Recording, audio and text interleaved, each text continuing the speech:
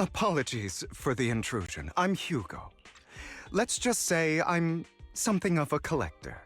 I've heard your video store is the most classy one in all of New Eridu, and I must say, it absolutely lives up to its reputation. The ambiance here is understated yet refined, elegant but still cozy. It's so soothing, like a steady beacon in the dark. I've also noticed some well-known individuals frequenting this place, including elite members from PubSec and HSO. Your achievements at such a young age truly impress me.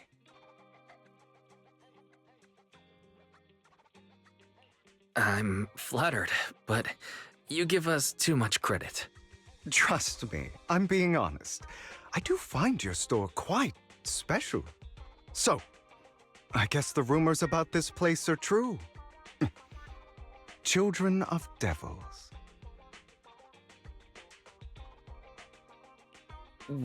What are you talking about?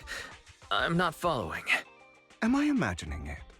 Or do you seem really nervous all of a sudden? Children of Devils is an old movie I've been searching for, but it's so niche I can't find a copy in good condition. Or perhaps, did this movie remind you of something else?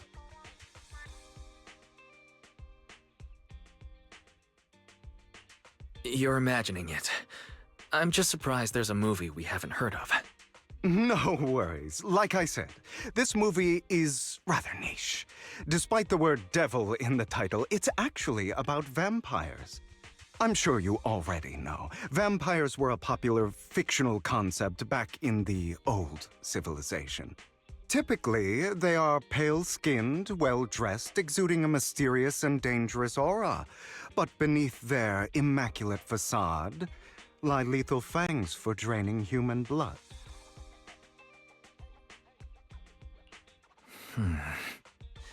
You kinda look like one. I'll take that as a compliment. Too bad vampires don't actually exist in New Eridu. Oh, and I don't feast on human blood. In fact, if anything, I'm hypoglycemic. Anyway, back to the movie. It's about a man who unwillingly turned into a vampire and after years of plotting, finally kills his evil father and ultimately dies in the process.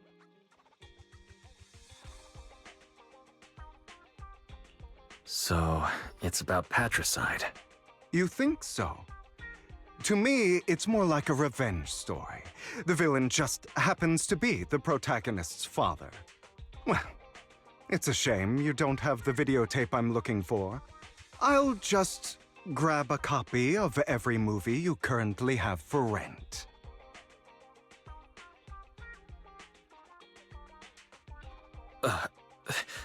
Thank you for your patronage. That's very generous of you. Just think of it as my thanks for chatting about the movie with me. Your store is like a collector's gem in itself. Please, consider my payments here as an investment in a collector's prized find. Your definition of a collectible is pretty broad, just as I'd expect from a collector. Because of my work, I happen to know some of New Eridu's upper echelon. Some even collect human organs. Just some rumors circling around. Hope I didn't spook you.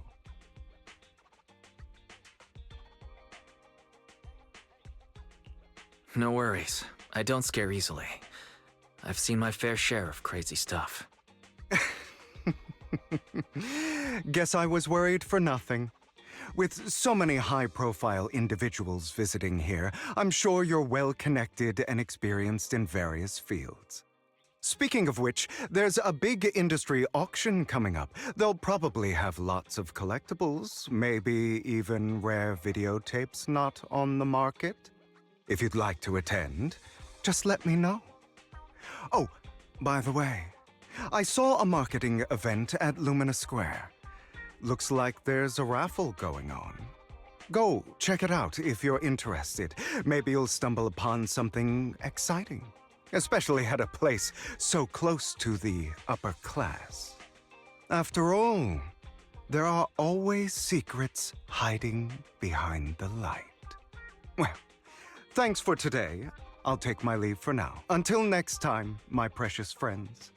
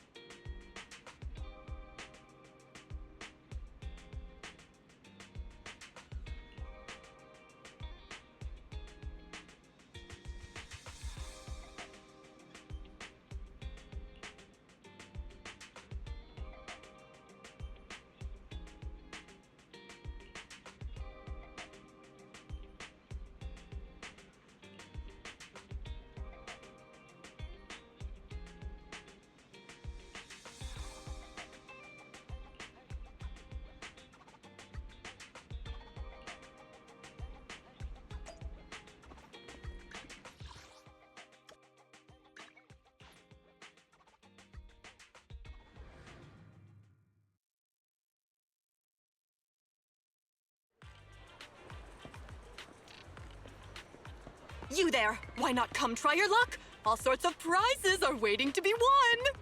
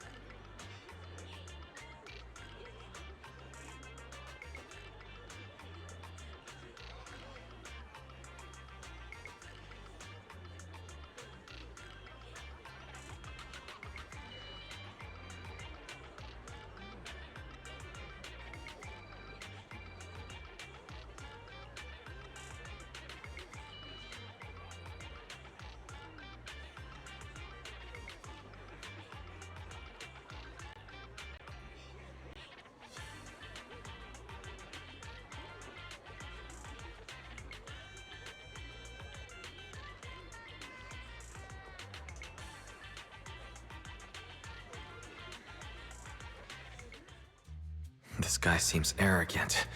Maybe I should take a tougher approach with him. Quit the act. I've seen right through you. You may look harmless, but I know you have a secret identity. Your crafty skills have caused headaches for countless people.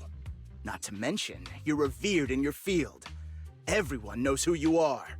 Your true identity is a member of the most infamous band of thieves in New Eridu, Mockingbird!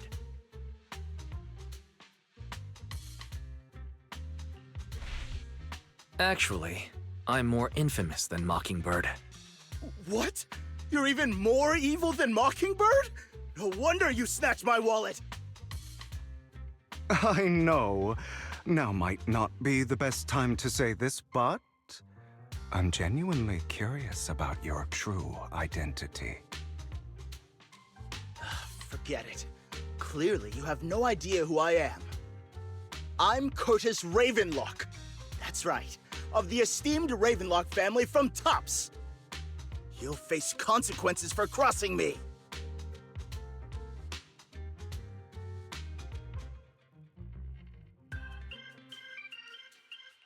You might want to keep it down. People say the Ravenlocks have a questionable reputation. A bunch of lies. My family has a long and prestigious history. Those people are just slandering us because they're jealous. The Ravenlock family did have its golden era.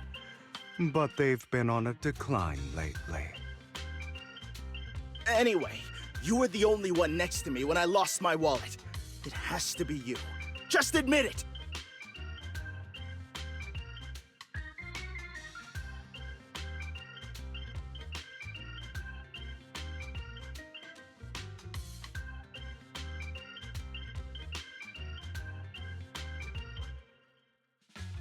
Listen, you can't just throw accusations around. You'll be held accountable for what you say. I did not steal your wallet, but if you insist that I did, let's go to PubSec together. Of course, if you can't prove it, I'll be pressing charges against you. Press charges? That's a bit too extreme, don't you think? Looks like you found the right approach to deal with people like him. In any case, my wallet is missing. It had a ton of Denny's, so someone's got to answer for that.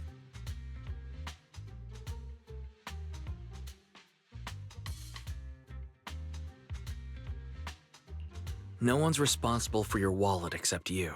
Let's be real. You're just trying to shift the blame. You! No one's ever dared to speak to me like that before. Clearly, your accusation is baseless, Mr. Ravenlock. Your outfit, while elegant, shows unironed creases and noticeable signs of wear. You've likely worn it for a long time. Plus, the wet ink on your cuffs suggests that you rushed straight here from your workplace. Likely so you wouldn't miss today's raffle. All in all, it's clear you're not well off and quite careless. Chances are you lost your wallet yourself, and it probably didn't hold much cash. Is that why you jumped to accuse others? Hoping to leverage your family name to make a quick Denny? That's utter nonsense! Regardless, you owe this person an apology. Damn it! You'll regret this! Just you wait! I really hate it when innocent people are wrongfully accused. But it's all over now. I hope it didn't ruin your mood.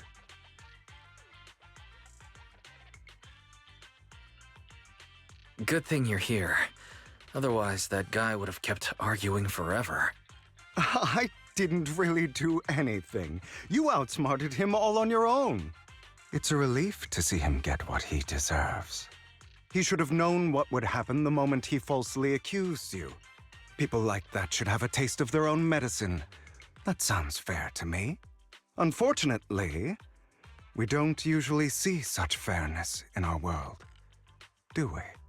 That's why sometimes I don't mind resorting to unconventional methods to right the wrongs. You seem to be implying something. Don't tell me... A good movie never spoils its ending. But feel free to speculate. Anyway, it was nice running into you. Please, accept this raffle ticket to mark the occasion. May it keep you away from shady people and situations and bring you good fortune.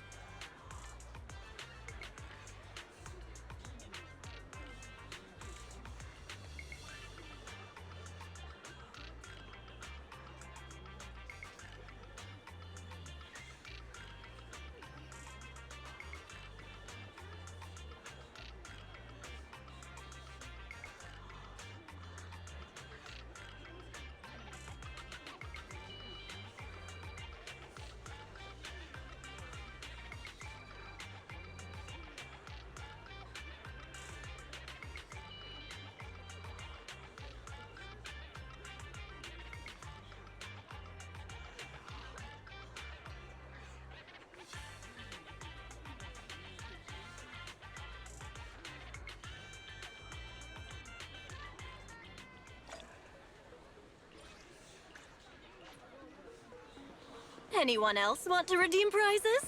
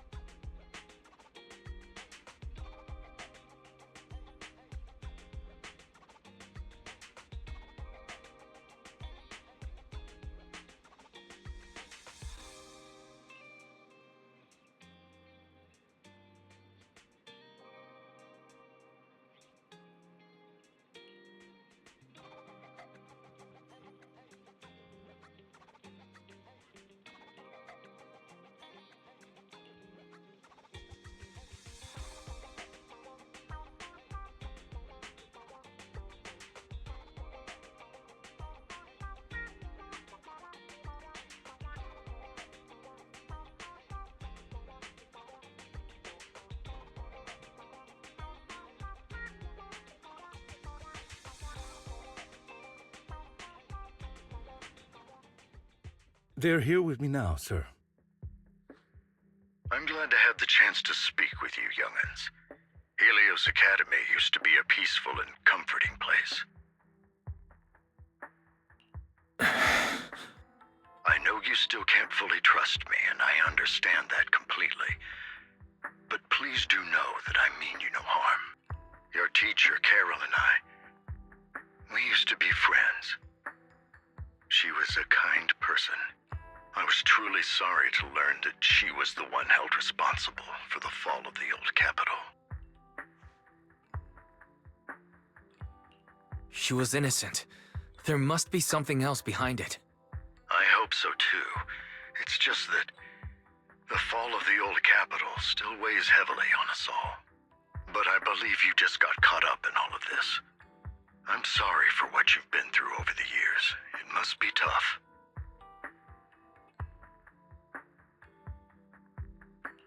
One day, we'll find the evidence to clear her name. Then I sincerely wish you success. The real reason I reached out to you is to tell you something very important. Something about your eyes. I stumbled upon some of the data Carol left behind. She spent much of her time studying ways to minimize the side effects of your eye implants. Teacher. She was always looking out for us. Yes, which is why I believe this was her final wish. As her friend, I want to see it through. Simply put, your eye implants are directly linked to your brain, and their functionality depends on your body's limits. As a result, the HDD system takes up a part of your body's capacity. This leads to certain issues, the most notable being that it suppresses your innate ether aptitude. I brought in a team of specialists to analyze Carol's data samples, and after some effort, they created a plan to upgrade the HDD system. After the upgrade, the HDD system will operate with significantly reduced power consumption, allowing for a substantial boost in your ether aptitude, or rather, a restoration to its original level. Do you mean that once the HDD upgrade is done, we'll be able to enter the hollows ourselves without EOS? Exactly. You'll likely experience some discomfort at first, but you'll get used to it over time. I'll have the specialists from Marcel Group continue monitoring your physical condition to reduce the burden on your body and help restore your ether aptitude more effectively. Are you really giving us such advanced technology for free? Feels like there's gotta be some kind of catch. Besides, you must have known about us for a while. So why wait until now? I'm not asking for anything in return. As for why I didn't reach out sooner, truth is, from what I've learned, your eyes possess even greater power. Perhaps the power within you could affect all of New Eridu. But you must understand, power is a double-edged sword. It can be used against enemies or allies. As the mayor of New Eridu, I must ensure everyone's safety. So I hope you'll forgive my caution. I'd been observing you for some time. That said, I'm confident to say that everyone at Victoria Housekeeping speaks highly of you. Miss Bell and Mr. Wise are both kind and honorable individuals. I believe they'll use their power for the right cause. Yeah, they're both good people. Thank you for your kind words. Even though we have no idea what this power is. You're not just making it up to get our hopes up, are you? Of course not. It's just that I don't have much information right now. I'll let you know as soon as I do. Well then, I'll let Lycon assist you with upgrading the HDD system. Rest assured he'll guide you through everything. You should be able to follow him with your knowledge. If you would follow me.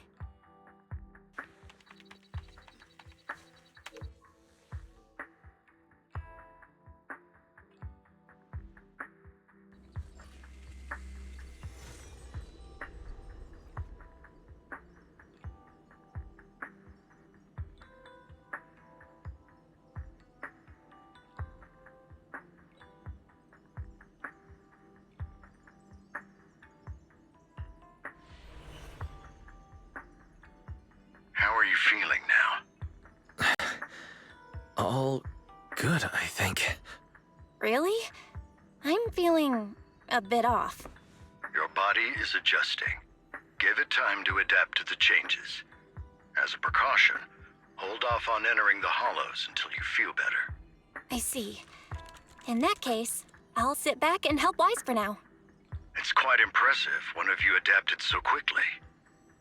Your ether aptitude is now on par with most hollow investigators, meaning you're ready to explore regular hollows. But you must be careful at first. Lycon, Ellen, why don't you two go along? One of the data piles in the hollow near the metro is malfunctioning, and we need a skilled proxy to address it. I'll assign this task to you. Of course, you'll receive fair compensation upon completion. Take your time in the journeys ahead. You've got plenty of time to uncover your full potential.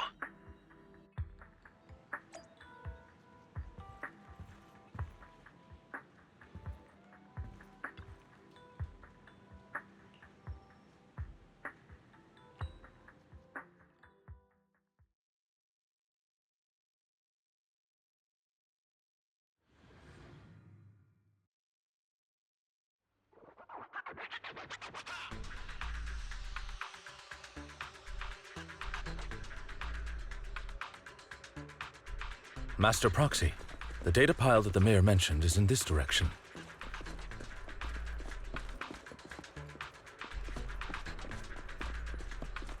Let's keep moving.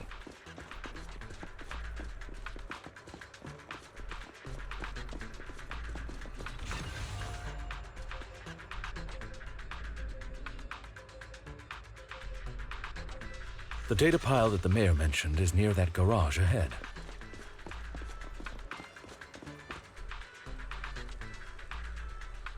What a pain. There's nowhere else to go. We'll have to move the train.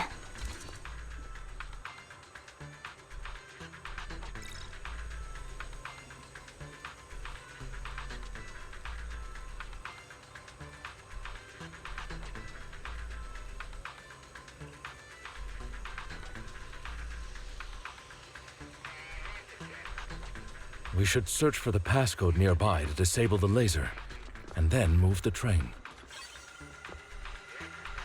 Ah, I get it now. We should be able to enter the passcode now.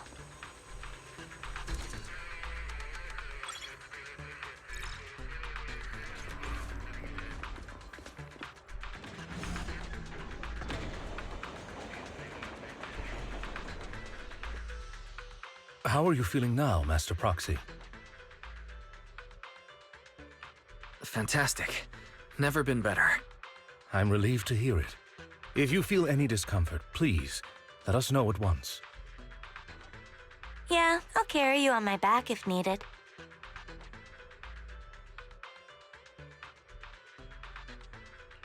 Well, that won't be necessary. You've always had a sharp mind, and now you've got the muscles to match. Thanks for the compliment. Oh, I was just thinking. When will you pick up some fighting skills? If you can fight, you could handle things in the hollow all on your own. That'd be pretty neat.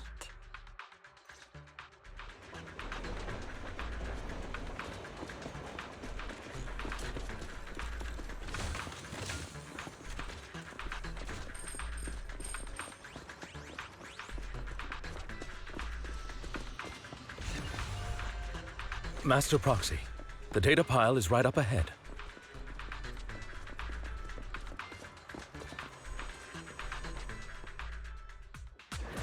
Worry not, Master Proxy. We'll ensure your safety. Take this. Thank you. Sorry. I still need you guys to protect me. Seems like I'll need to work harder. Okay, Bob. Roxy, you don't need to push yourself so hard.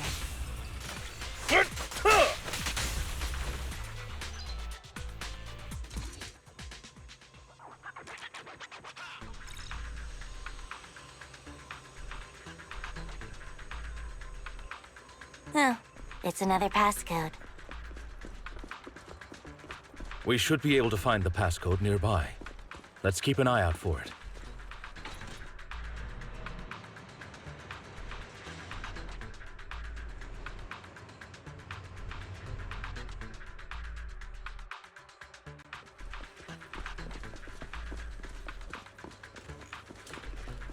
Maintaining the data piles in the hollows requires a proxy with the utmost professionalism.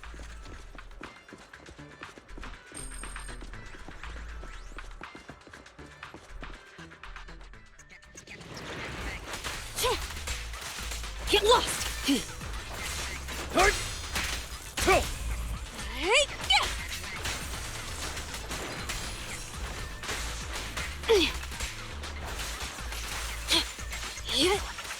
Get back!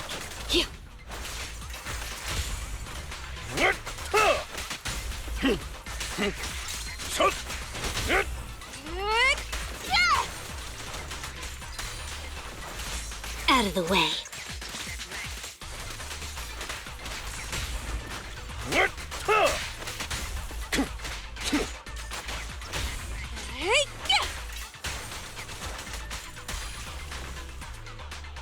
Master Proxy, let's take a look around this area.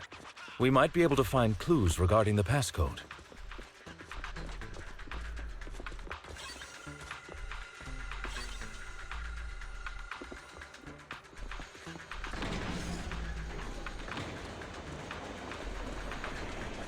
Proxy's moves seemed more fluid in that last battle. Thanks, but all I did was dodge. Nimbly evading an enemy's attack is an important skill. As for combat, leave that to us.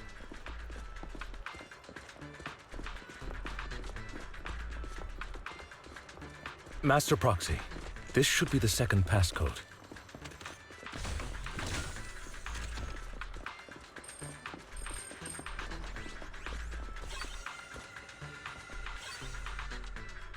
Master Proxy, we've been in the Hollow for quite some time.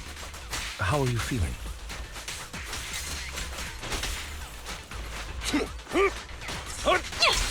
I feel fine. Nothing unusual, actually. That's good to hear. After all, this is the first time you've entered a Hollow since the system upgrade. Best not to overdo it. Get lost! Shatter! Take this!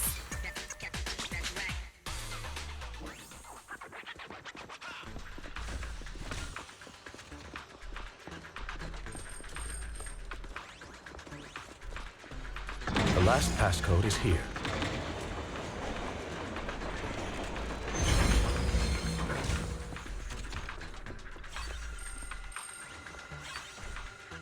All right, that's all of them. Let us return and open.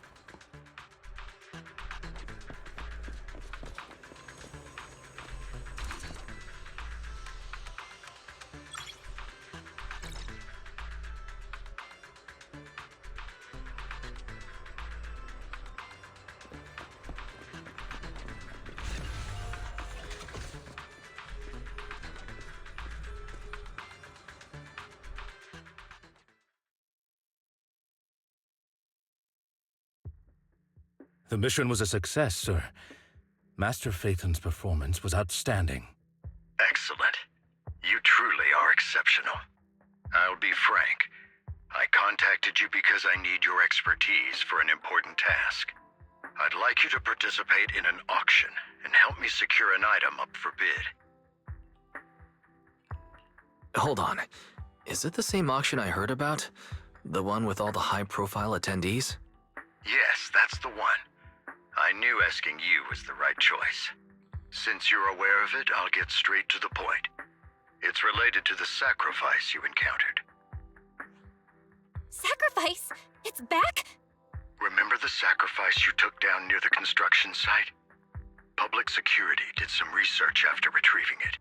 It turns out it can maintain its form outside the Hollow and carries human genes. Within it, we extracted a mysterious core. This core possesses the same inexplicable power as the sacrifice, allowing it to exist without relying on ether. However, the core was recently stolen from the most secure lab in New Eridu. We suspect this is an inside job rather than an external theft. We searched extensively without success, until I saw the auction flyer. The core has been concealed within an auction item. So you want us to bid on it at the auction. But why us? The power of the sacrifice is highly volatile and destructive. We must keep it confidential, at least for now. And I, as mayor, am not suited to participate in the auction myself. Plus, I'm running checks on my inner circle due to the theft. Frankly, there aren't many people I can trust.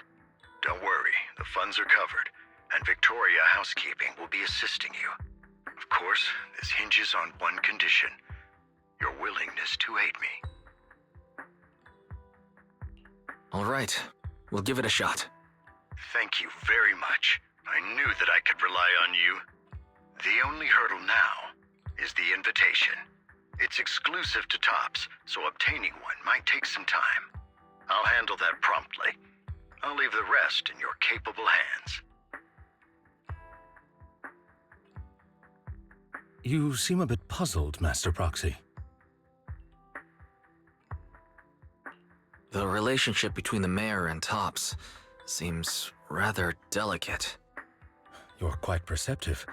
As you know, the roots of New Eridu's governance lie with the Mayflowers, while Tops is a conglomerate of companies. Power and profit often lay the foundation for conflicts, which is why securing invitations could be tricky for us. Things would be much easier if Tops weren't so involved. But worry not, Master Proxy. It may take some time, but we will overcome these obstacles. Now, if you've no further need of me, I'll take my leave. Have a good day.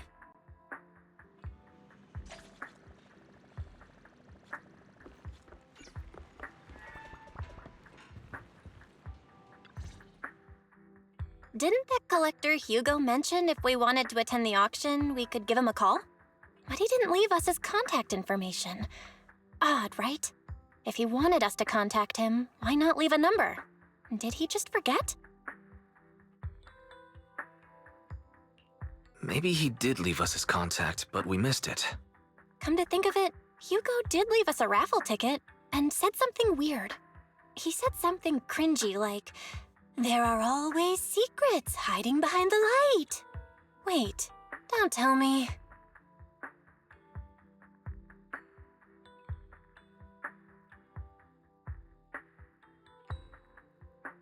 I get it now. This guy watches way too many detective movies. Anyway, let's try contacting him. Aha, it's you, the manager of my favorite video store. Glad you've cracked my little puzzle. I've been waiting for you to contact me. I was worried I might have left a bad impression. Actually, I have a favor to ask. About the auction you mentioned. Could you secure 2 invitations for us?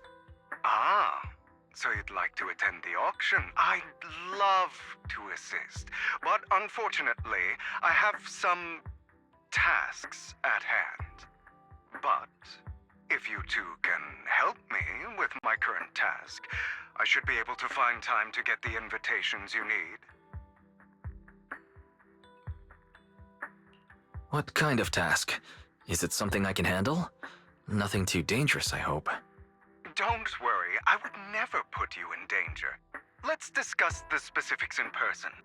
I'll wait for you at Dew Gardening Shop in Lumina Square.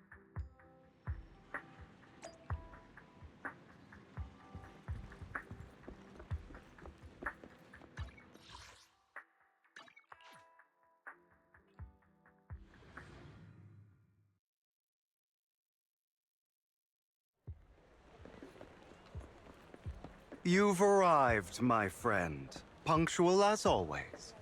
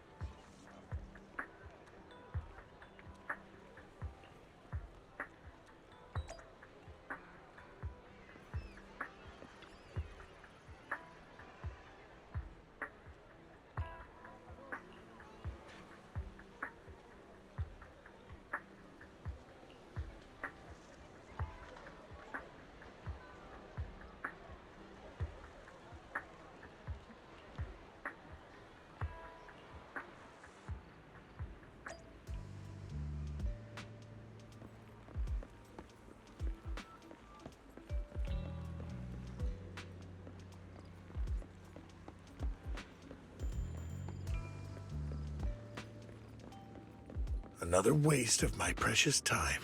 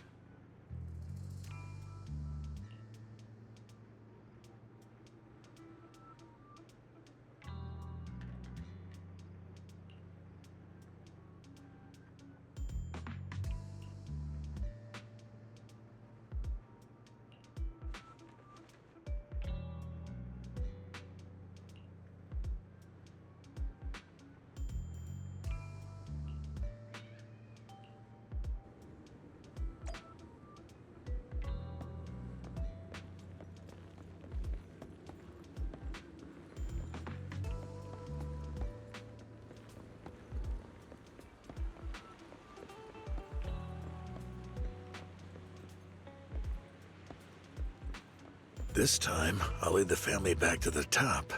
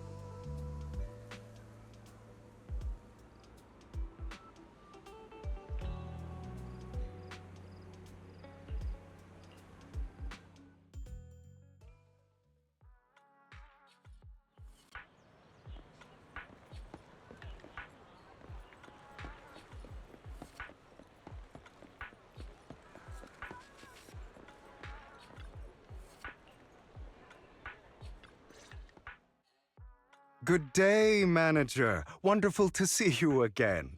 You're as sophisticated and charming as always. About our previous discussion, I assume you've made some progress?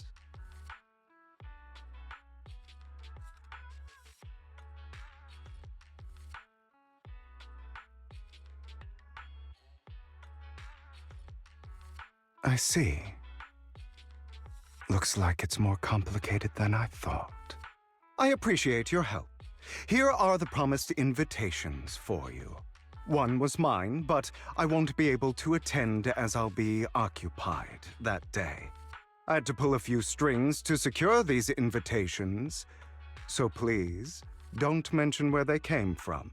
Otherwise, someone might come hunt me down. Wait, seriously? Is the auction really that dangerous? Well, when you dance with sharks, you can't avoid risk. But I have faith in you, dear manager. I'm entrusting you with my life. Don't worry, my lips are sealed. And so are my sisters. I've been meaning to say, you're so close with your sibling. I'm kind of jealous. What's your view on family ties, manager?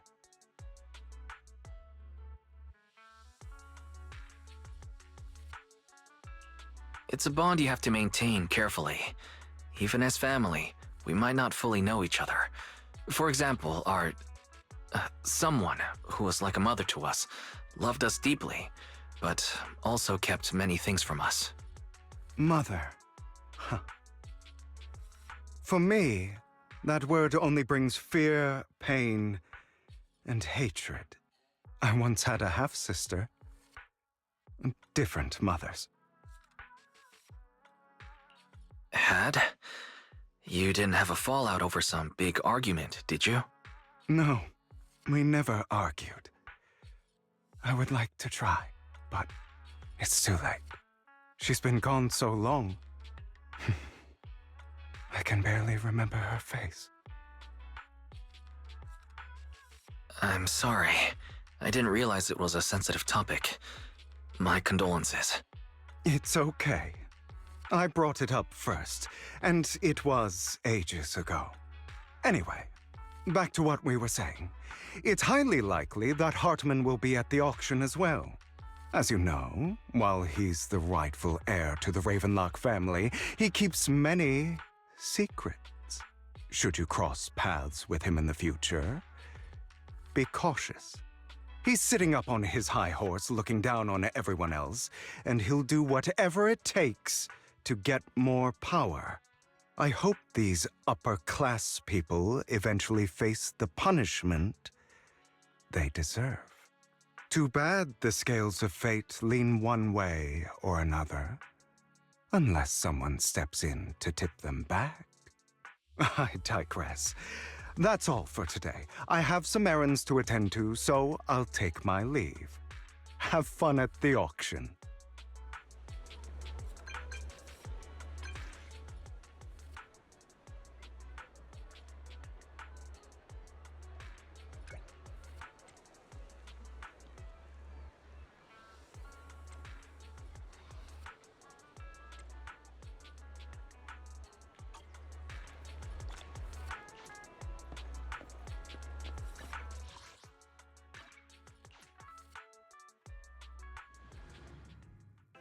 It is a pleasure to see you again, Master Proxy. It's been a...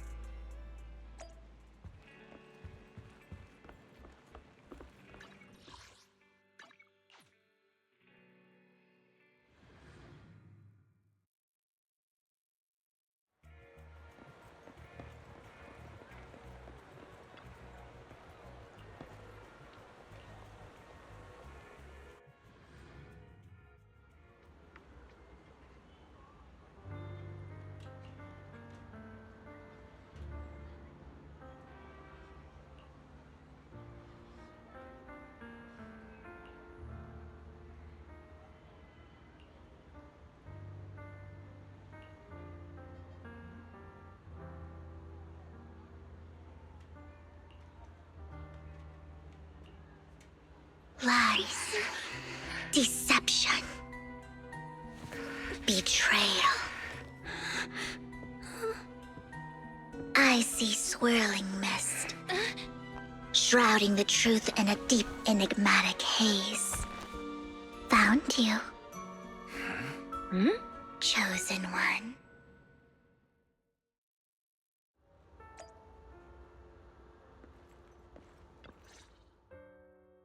You are exactly as I thought you'd be. Chosen one? What's that? Sounds like something from a tacky novel that was popular a decade ago. Words can only convey so much, so it's understandable if what I say doesn't make sense to you now. But you'll know what I mean soon enough. Young lady, I know you might think I'm lying, but I'm telling the truth. That item was my late husband's keepsake, and I had to pawn it due to financial difficulties. But I can't bear to see it auctioned away to who knows where. I'd never be able to get it back. Please help me bid for it. There's a hidden flaw in that item. If you point it out during inspection, it will be withdrawn from the auction and returned to the pawn shop. That way you won't have to pay for it. In return, I'll offer you some compensation. It may not be much, but it's all I can manage. Please. Mom, please don't cry. Your story might be genuine, but your intention is not. Besides, this has nothing to do with me. Your misfortune is not my concern. Young lady, you don't look like you're struggling for money. How can you be so cold-hearted? I'm sure this refined individual here feels the same way. Huh? Are you referring to me? Yes, you! If you're willing, could you please... The auction is about to start. I'm not sure how you gained entry, but I'm sure you don't want to be driven out with your daughter. And you? Here's a little piece of advice. Don't let your sympathy easily sway you in an auction like this. Otherwise, you might get swindled. I'm Vivian, by the way. Pleasure to meet you. Dear guests, the auction will begin shortly. Please make your way to the venue.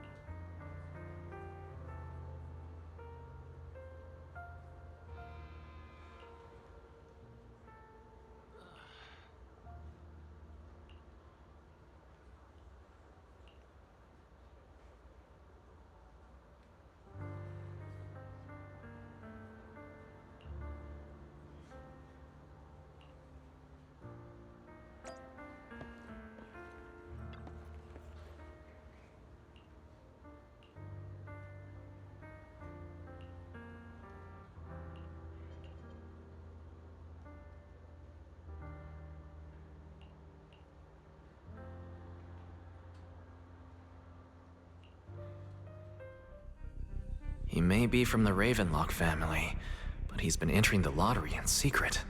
His financial situation might not be too great right now. Ugh, what rotten luck. I didn't expect to see you here. I won't back down this time.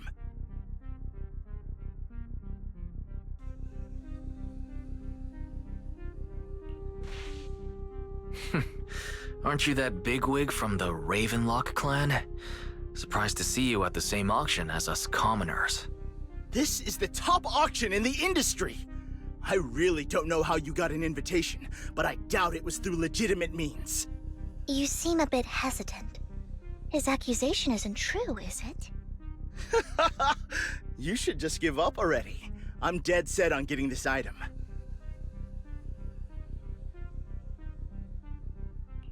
Good luck to you. Host, I increase my bid by 20%.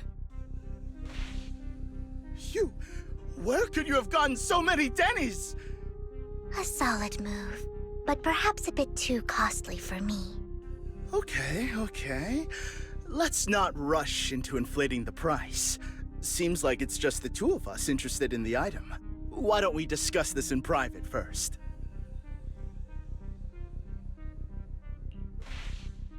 Why not just let me have this one? I'll take this item, and I won't bid against you for anything else. Seems like a fair deal, right? Huh. That really is a great deal. Yeah, right. Do you think I'm an idiot?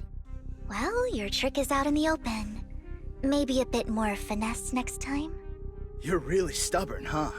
Is it really worth arguing over such a small collectible?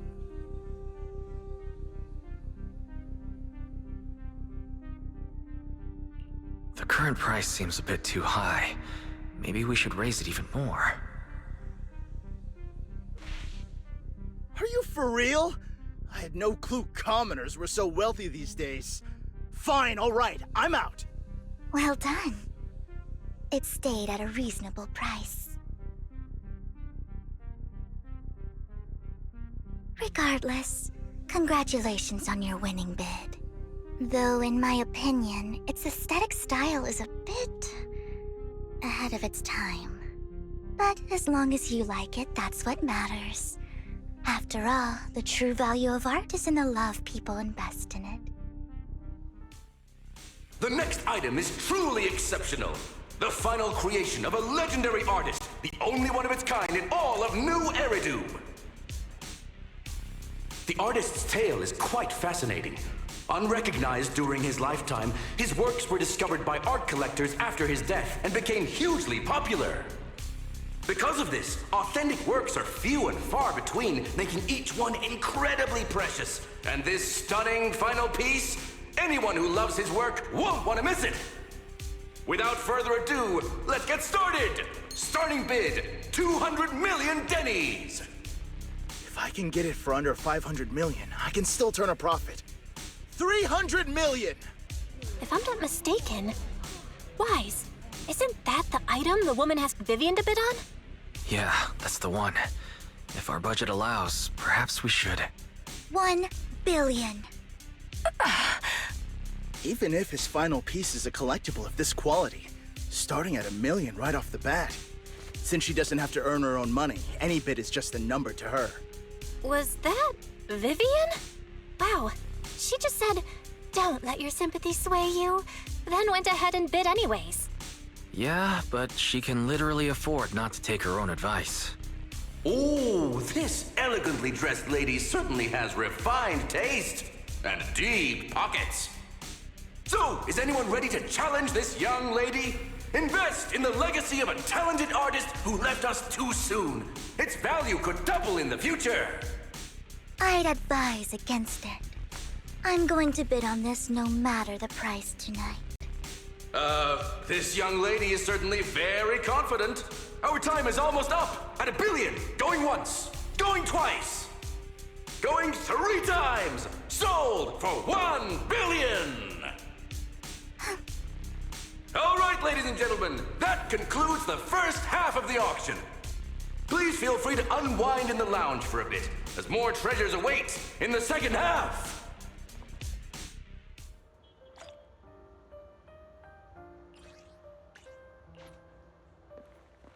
The coffee here is drinkable.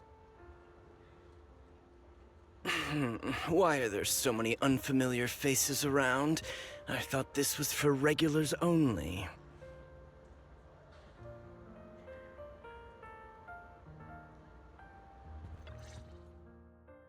You have a strange look on your face. Despite her ruthless exterior, she's actually quite kind-hearted. Though you wouldn't dare think that, would you? How did you know? Looks like I hit the mark. Just to clarify, I didn't assist that woman out of kindness, nor do I plan on giving up the item I just purchased, because it's nothing more than a common scam. scam? So you're saying that woman is a fraudster? They'll tell you a tragic story, begging you to help bid on a collectible at a high price. They promise a reward and guarantee the item will be withdrawn from the auction, so you think you won't have to pay anything. But the reality is, once you bid, the deal is done. No going back, and you end up shelling out a hefty sum for something worthless. So why did you still bid on the item? I really enjoyed the story of that legendary artist. Art at its essence sells stories, doesn't it? I'm willing to pay the price for the stories I choose. That's another lie. Looks like you believed me. I didn't really believe you. Let me give you another piece of advice. Appearances can be deceiving. People often mask their true intentions. Sometimes, what you can't see is the real truth.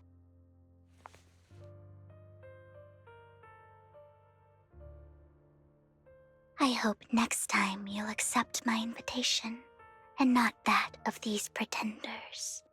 I'll see you soon, my friend of many secrets.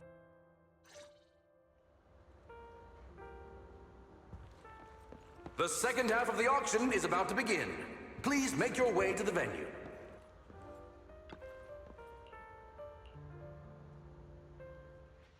Ladies and gentlemen, welcome back!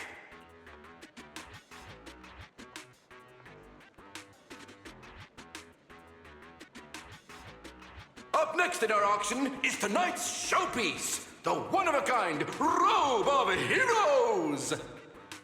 Legend has it that, long ago, this was a garment that only a hero could wear.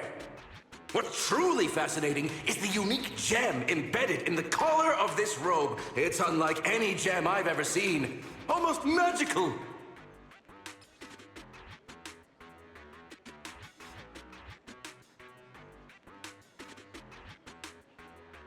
Wise, that gem's probably what we're looking for. Such an important item, yet it's just there on a piece of clothing, completely unprotected. How gaudy. This auction sure is busy. There's people of all sorts, whether they belong or not. Robe of Heroes. What a tacky name. Nonetheless, I'll secure it. In the name of the Ravenlock family. Yes, I see it. Seems authentic. Of course, I'll keep an eye on it.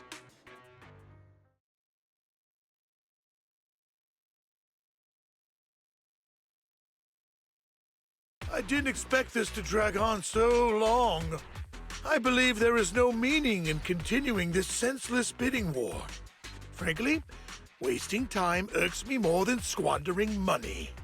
So, my friend, let's cut to the chase. What did you have in mind? This man is pretty shrewd. Maybe I should match his energy.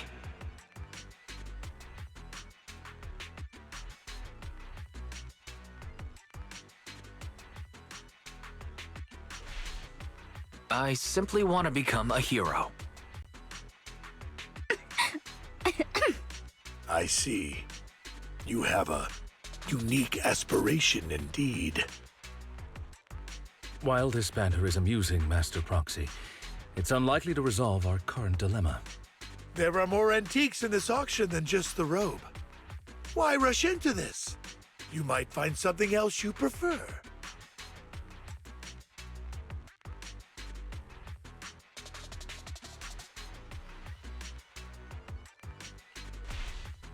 I'm not a collector, so I'm not into antiques. That robe just caught my eye. In that case, how about we strike a deal? All I want is that gem.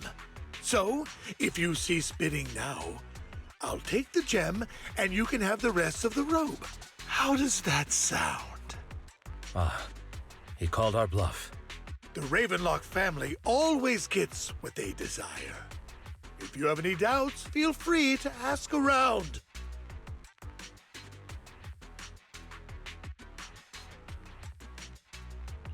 What a coincidence. I, too, always get what I want. You're quite confident. You know when to stand your ground. Well done. My time is valuable, my friend. I've already lost a significant amount of Denny's talking to you. If I offer you a token of appreciation, let's say a hefty sum of Denny's, would you consider backing out of this bid?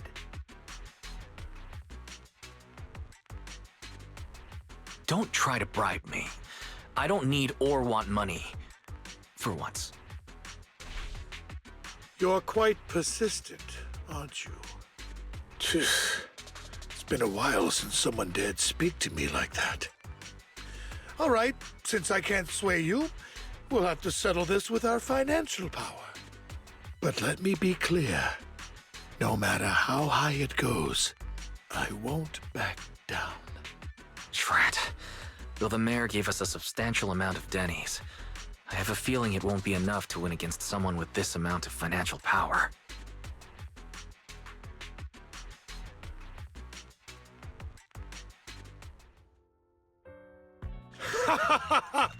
Thank you, everyone. It appears I'm the final winner of this auction after all. Well, I'll be taking this masterpiece with me. Of course. I must extend my sincere gratitude to all of you. Damn it, we almost won! Ugh, Denny grabbing jerks. I got a message from Hugo. He wants us to... Look up? What happened? Why'd the lights go out?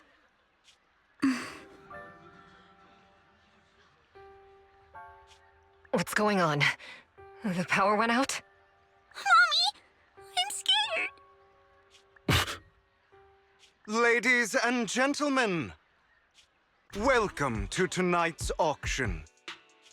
My apologies for the long and dreary opening. Losers always have a lot to say. That guy looks familiar. Is that... What are you all standing around for? Someone deal with this intruder!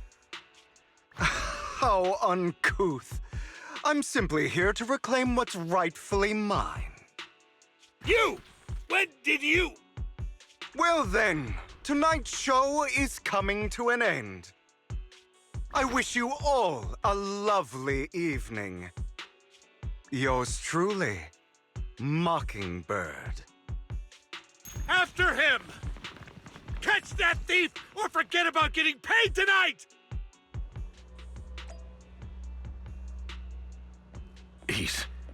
I can't believe he's here. And his target happens to be that core, too.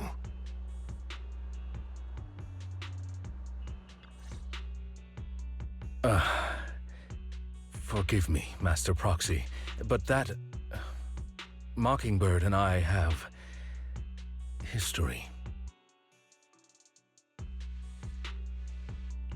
You might find it surprising, but I know him too. You do?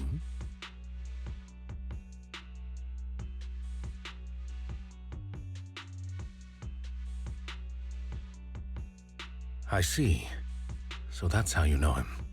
Years ago, we founded Mockingbird, the Phantom Thieves Syndicate. Things started off well. We were young, with naive ideals and lofty goals, and we pursued what we thought was right. But one night, that all changed. There may have been signs of what was to come, but no one noticed them at the time, or perhaps we chose to ignore them. Eventually, I left Mockingbird and accepted the olive branch extended by the mayor. The separation was, shall we say, less than amicable. And my dearest friend became my sworn enemy. Master Proxy, if I may ask, what do you think of Hugo?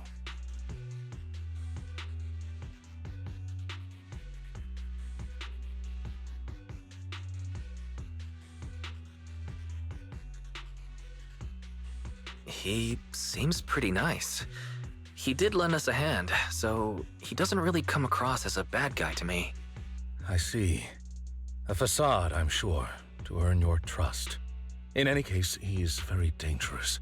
I'm still unsure of his intentions, but we cannot risk letting him have the sacrifice core. Based on my past experiences, I can likely predict the route he'll take to evade his pursuers and escape. However, this path lies within the Hollow. Master Proxy, can you...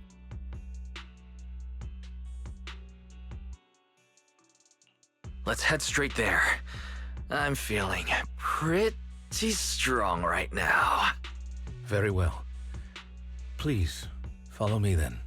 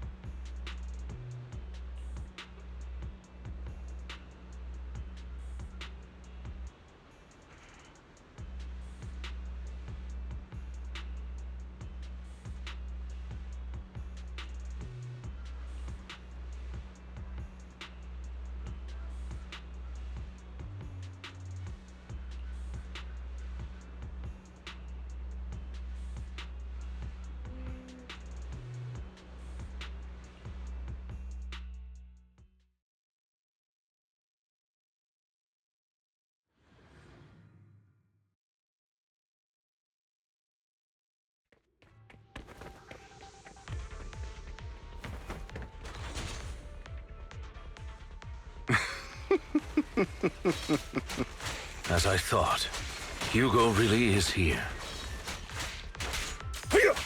When we were still working together, he would often choose routes that were difficult to attack, yet easy to defend.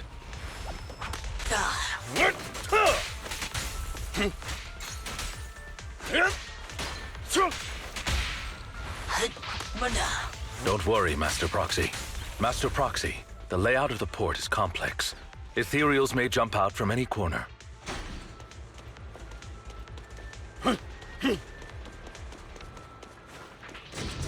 Do be extra There are so many Ethereals, but they don't seem to be phasing him at all.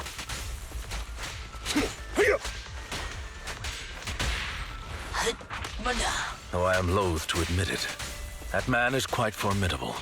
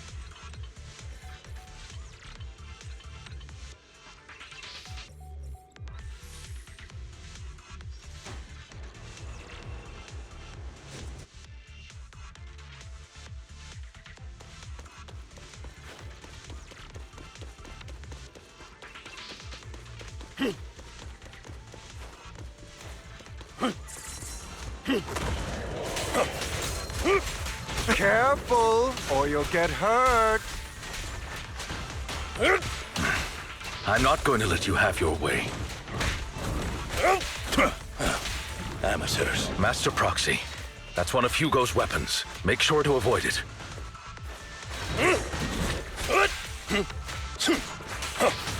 It may look like a coin, but it's actually a dart.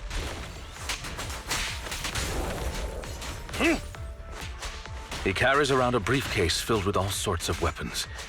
It's quite the hassle to deal with.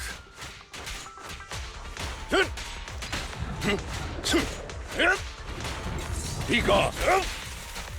He's extremely familiar with this place. Master Proxy, dragging this out will only be to our disadvantage. Let's proceed through here post-haste.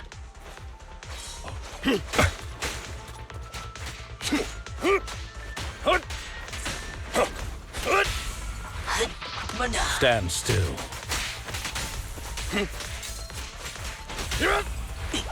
But Stay calm now. The mechanism here isn't damaged. It's still functioning normally.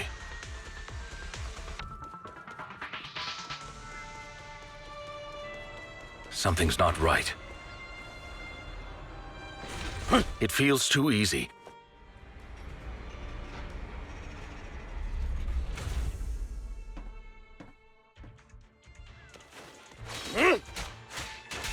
Move, please.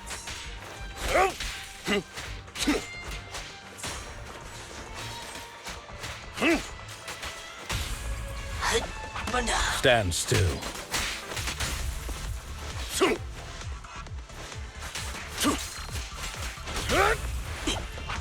Stay calm now.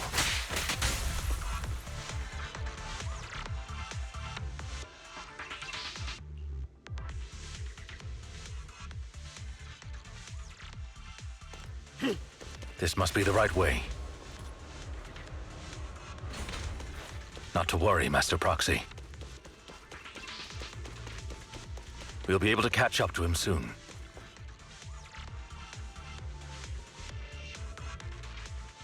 It should be this way. Are they from the auction? No, they shouldn't be able to track Hugo here. They're likely just hollow raiders. Back then, Hugo would typically retreat into a hollow after securing the goods. And as his partner, I'd be responsible for leading the pursuers astray. I'm unsure if he has a partner now, or who they might be if he does.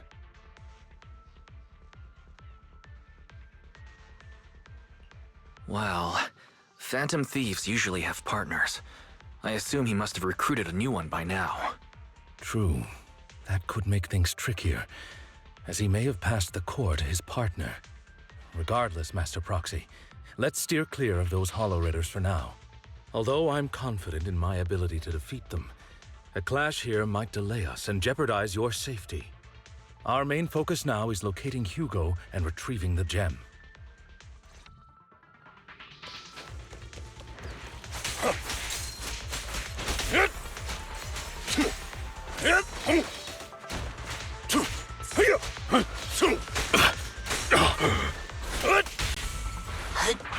Stand still.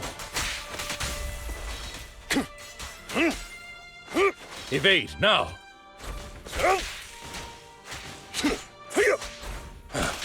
Amateurs. Stay calm now. He should be nearby.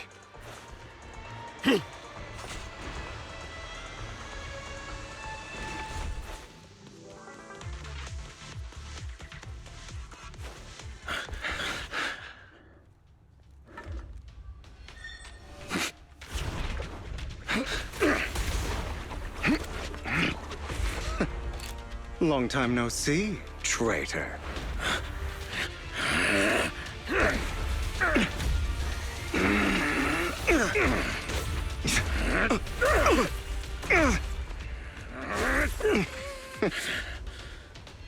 It was you who broke the oath, not me. You haven't changed, pompous and self-righteous.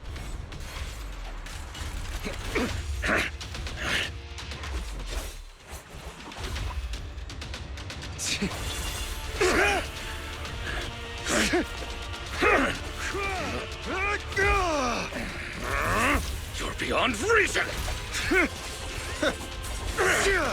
Both of you, enough already!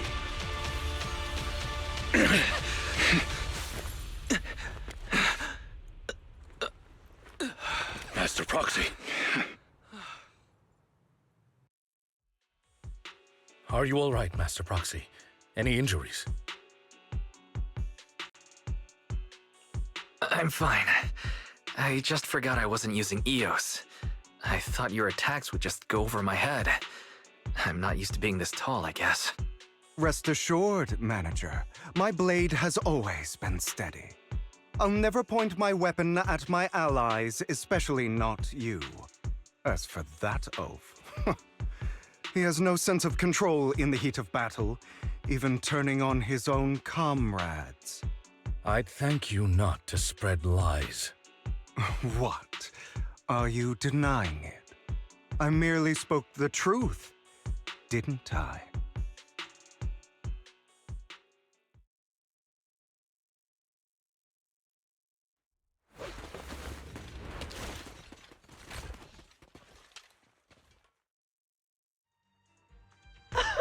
Thought we were in for a tough day, but it seems we struck gold in the end. If you value your lives, you better hand over all your etheric resources and any other valuables you've got. I have no conflict with you, gentlemen. I'm here for personal reasons, not to mine ether resources. Cut the crap. It's been a rough day, and we need something to make it right. Whatever your business is, pay your dough or bite the dust. Pay our dough. This is the Hollow.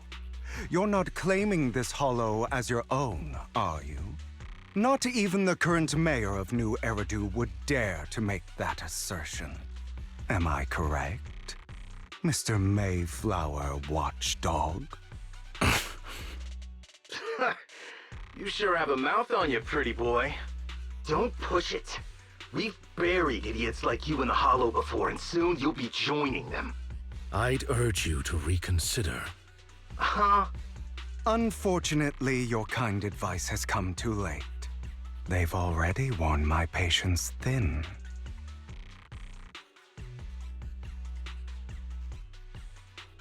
Oh, help me! Scared? Then perhaps you should think twice before you act. You've made your bed. Now lie in it. Sorry, I'm so sorry. Please have mercy. Spare us! We won't do it again! Are you quite done blowing off steam? Don't kill them. I'll hand them over to public security once we're out of... Who do you think you are to tell me what to do? They weren't planning to show you any mercy, yet you forgive them so easily. You haven't changed at all over the years, Lycon. To hell with you and your foolish fantasies of being some almighty savior. Haven't you learned your lesson from what happened with your eye and legs? My principles remain unshaken. No one has the right to take another's life. Sinners deserve punishment. Do you know how many lives they've taken? I'm merely delivering the justice the world needs. It is not our place to pass judgment. I know I will not sway you. There's no point in continuing this argument. I will stop you. I always will. Go ahead and try. I will defeat you. I always will. Be prepared to kneel before me, traitor. You talk too much. Yeah! Hey!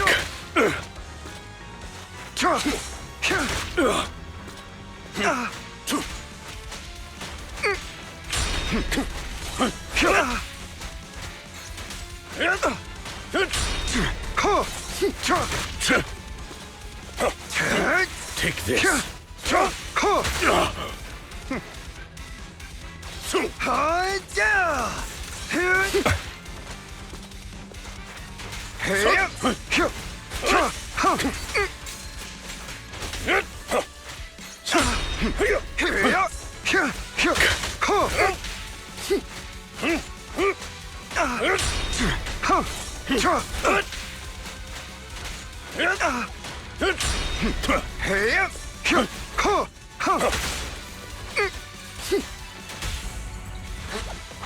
Proxy, I'd advise against trusting anyone from the Mayflower family.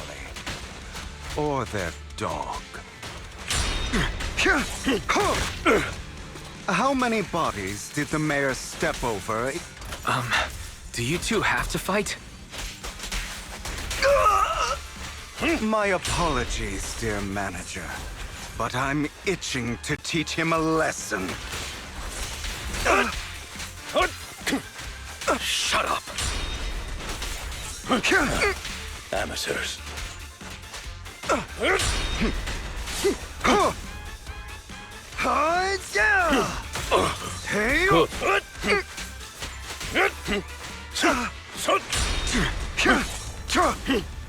Trying to run, are we?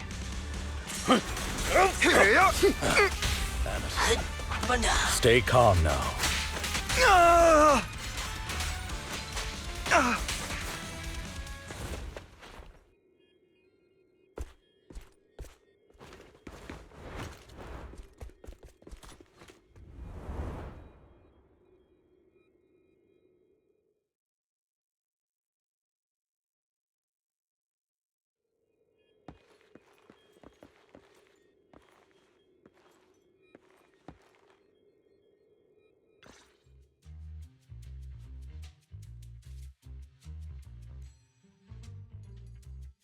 Worry not.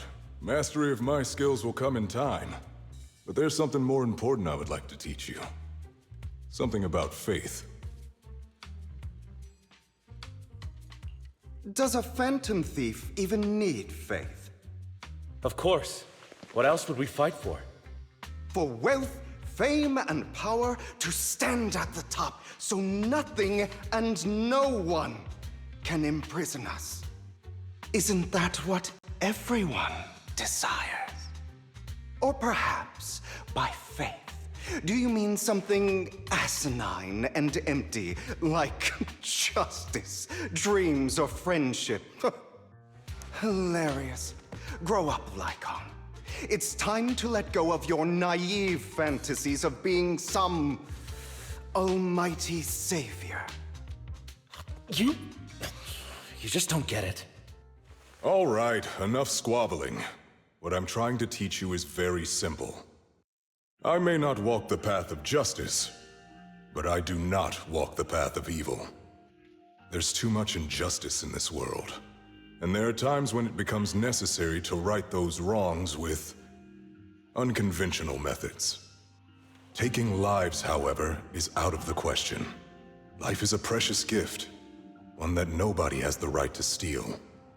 No one should have the authority to judge whether another lives or dies. Keep that in mind. I will. You don't seem convinced, Hugo. As you mentioned, this world is unjust. That's why we must strive to bring fairness to this world. Those who cause harm should face consequences, just as those who take lives should. But not all lives hold the same value. Sometimes, you may need to eliminate one if it means saving more. You're too proud. Your pride may lead you astray. I have my own path and beliefs, Jack. I'll determine for myself what's fair and unfair. Hey, watch your mouth. If it weren't for Jack, you'd be dead already. You're a smart kid, Hugo. Skilled too. You could easily take the life of a sinner. However, what if one day you found out you were wrong? What if that so-called sinner were innocent? Could you bring them back to life? I wouldn't make that mistake. To err is human. Everyone is bound to make mistakes.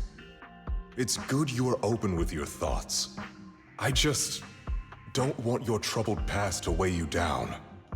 Because your hatred doesn't define you. It only eats away at you.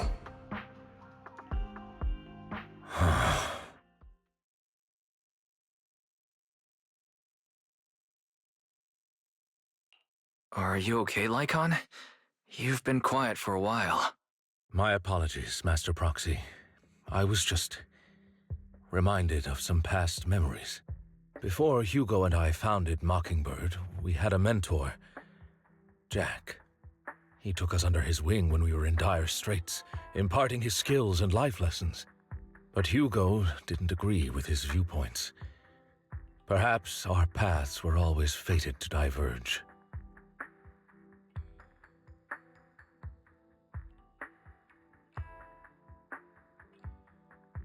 I've been curious for a while now. What caused you two to split? Mockingbird, faced numerous triumphs, but also setbacks, and one of them was a disastrous one. Hugo. You... Was this you? All this? So what if it was? Have you gone crazy? Have you been planning this all along? You'd bury all these lives in the name of vengeance? They deserve to die. Especially my so-called father. I should have killed him a long time ago. A really long time ago. You know what, Lycon? There's some people whose only purpose in life is to bring more suffering into this world. Sometimes murder is what brings justice back into this world. And for that, I must stain these hands in blood. Enough! I can't trust anything you say anymore. I'm leaving Mockingbird, now! Where are you going? Anywhere. Someone from the Mayflowers got in touch with me before. Are you mad? You know what those hypocrites in city administration are like. They're no different from tops. We fought them together all this time, and now you're leaving to serve as their lapdog. Are you going to turn your back on Mockingbird? Turn your back on me? The mayor is different from the others. But it doesn't matter. I'm not going to even try convincing you. As your friend, I'll give you one last piece of advice. Please, stop here.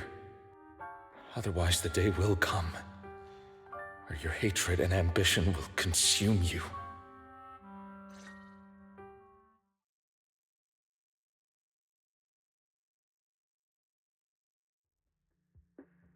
My apologies, Master Proxy, that you had to hear such an unpleasant tale. Hugo came from a powerful family, and his relationship with them was always strained, especially with his own father. So much so that Hugo wanted to personally put an end to him. After shouldering a mountain of injustice, Hugo ran away from home. That's when Jack and I met him. And that setback that Mockingbird suffered turned out to be intimately connected to his family. I had thought it was just a normal mission, when in fact he was plotting revenge. He took advantage of me and everyone else there. I do not mean to pass judgment on him and his decision, but I refuse to accept a partner who is willing to trample over other people's lives for their own desires. Perhaps his family left a mark on him that continues to influence him to this day. In any case, Hugo still has the sacrifice core.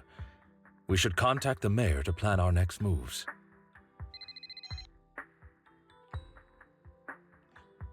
A pleasure to speak with you again. Lycon has already filled me in on Mockingbird stealing the sacrifice core. I'll deal with it. Anything else we can do to help? I mean, we didn't manage to complete our mission. No. You've done well. It's just not appropriate for you to get involved in what's to come.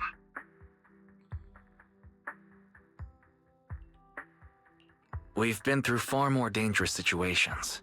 Plus, we've dealt with Mr. Mockingbird before, so maybe we could help you. Really, I appreciate your kindness. It's just... Very well. Seeing as you're all people I know I can trust, I'm going to be frank. Not long ago, I received a letter declaring criminal intent. Sir. Lycon, I know you don't want to place them in danger. I feel the same way. However, I believe they deserve to know the truth. That letter threatened to use a sacrifice to take vengeance against the entire city of New Eridu. What do you mean by vengeance? I believe the person, or the organization, who sent the letter is planning to use the sacrifice to mount a large-scale attack against the city. Everything we've uncovered so far seems to support this hypothesis. As you know, the sacrifice's true power is a mystery and cannot be controlled if anyone attempts to use it as a weapon. This is no small issue. If this gets out, it'll send the public into a panic. Please promise me you'll keep things confidential.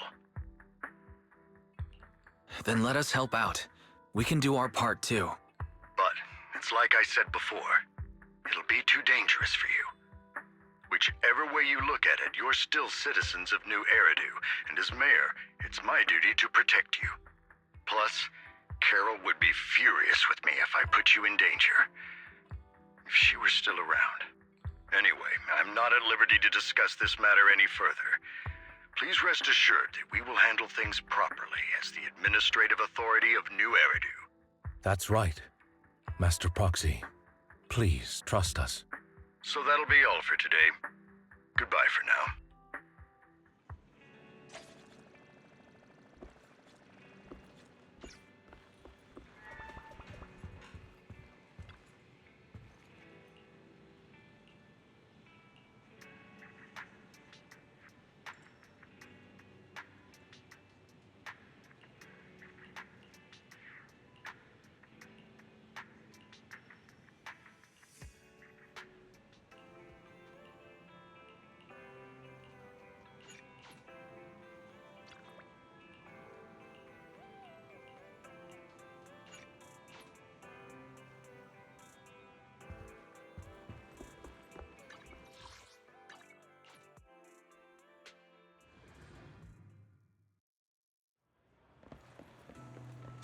I'll have to work overtime to finish this mission report. You're here!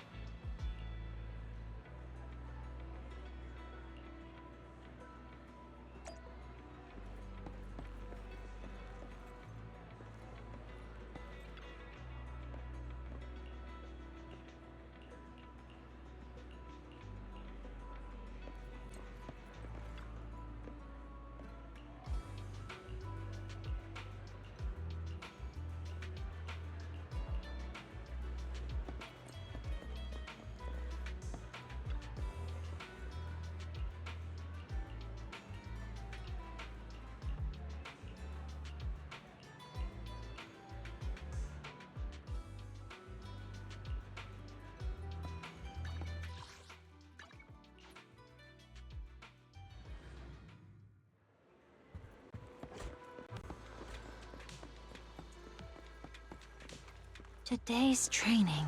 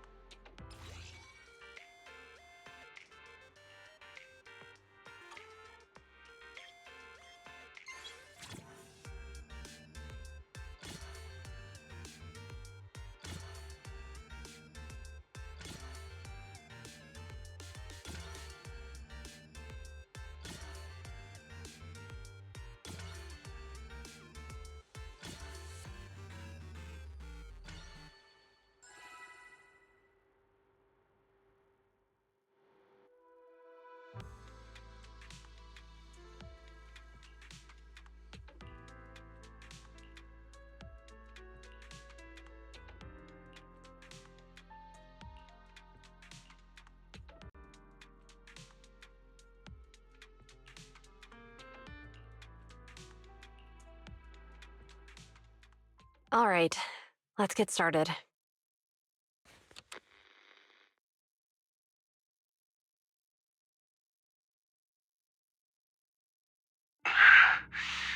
I'm probably not getting out of this hollow, but at least this tape recorder still works.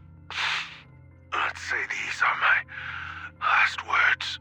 I gave away my anti-corruption equipment to save those civilians, so I'm not in good shape. Unfortunately, we came up against a horde of ethereals right after that. I rushed over to fight them off and tried to save the civilians, but in the thick of all the fighting, I turned back and realized that I was somehow alone. Nobody was behind me. Luckily, I managed to defeat the ethereals, but the wounds and corruption I sustained in doing so should be fatal.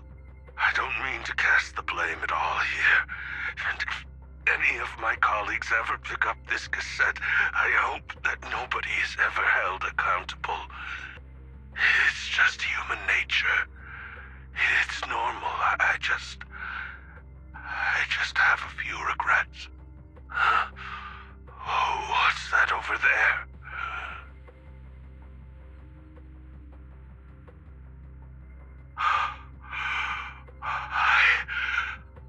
I've seen a miracle. Yes, that thing is right. So long as humanity is in constant conflict against the Hollows, we'll never be able to grasp true power. Only by embracing everything. It's the only way. Only by embracing this power can everyone survive. Oh, Creator, please grant me this!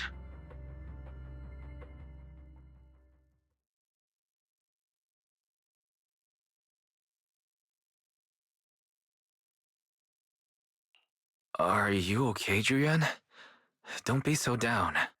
Thanks. I'm okay. It's just, even though we had our suspicions, now that everything is out in the open, I can't help but feel a little... Well, at least now I know the reason why he changed. What did Bringer see during the recording? Whatever it was, he called it a miracle. I saw the mission report from that incident. Bringer emerged from the Hollow unscathed, completely free from injury or corruption. Plus, I remember him rescuing a few civilians and walking out of the Hollow together with them. But if that's the case, then it's at odds with the audio we heard. Which one is the true version of events? It's possible that both are true. Like if Bringer actually met a real god that completely healed his body and helped him save the others. And that's why his mood changed so much. Why he started believing the Exaltists. Because he witnessed a miracle. That sounds like a reasonable speculation at this point. But it still exceeds the limits of what we know. In any case, it's a clue that ultimately points to the Exaltists. I'll keep pulling this thread and see where it leads.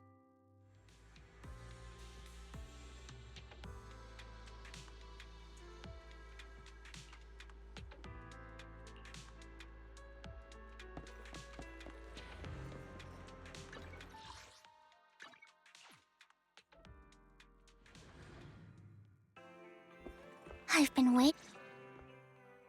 We meet again, Master Proxy. I imagine you've already managed to gain some info from the conspirators. About some people who wish to use sacrifice to launch an attack on New Eridu.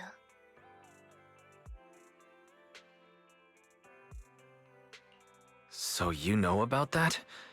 I only just found out myself. Because I've been watching you this entire time. I know many things.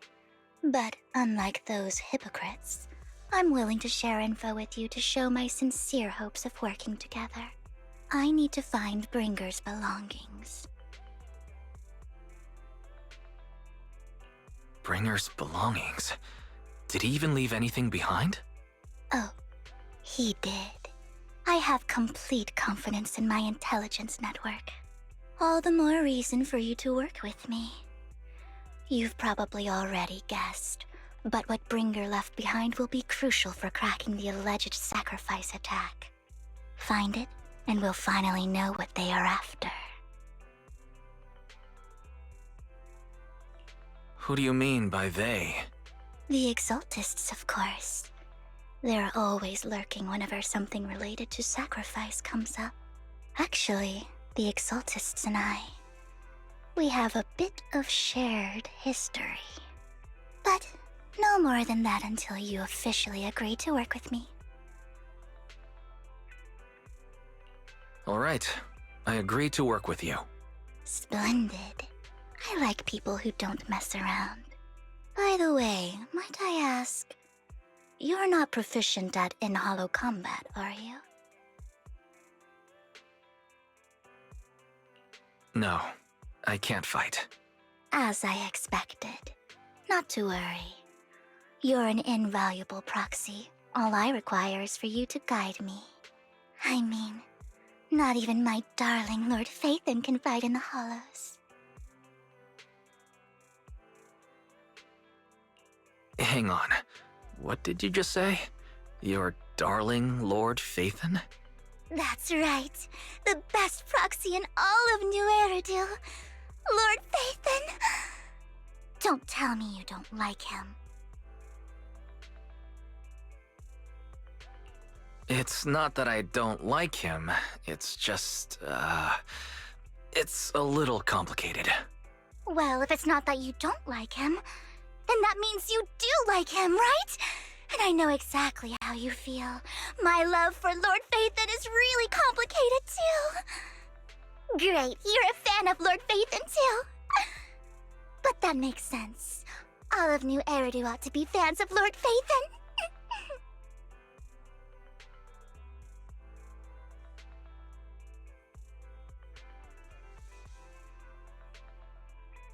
Fine, you're right. I'm actually a fan of Lord Phaethon. Then we're fellow fans! Wonderful. I feel so much closer to you now.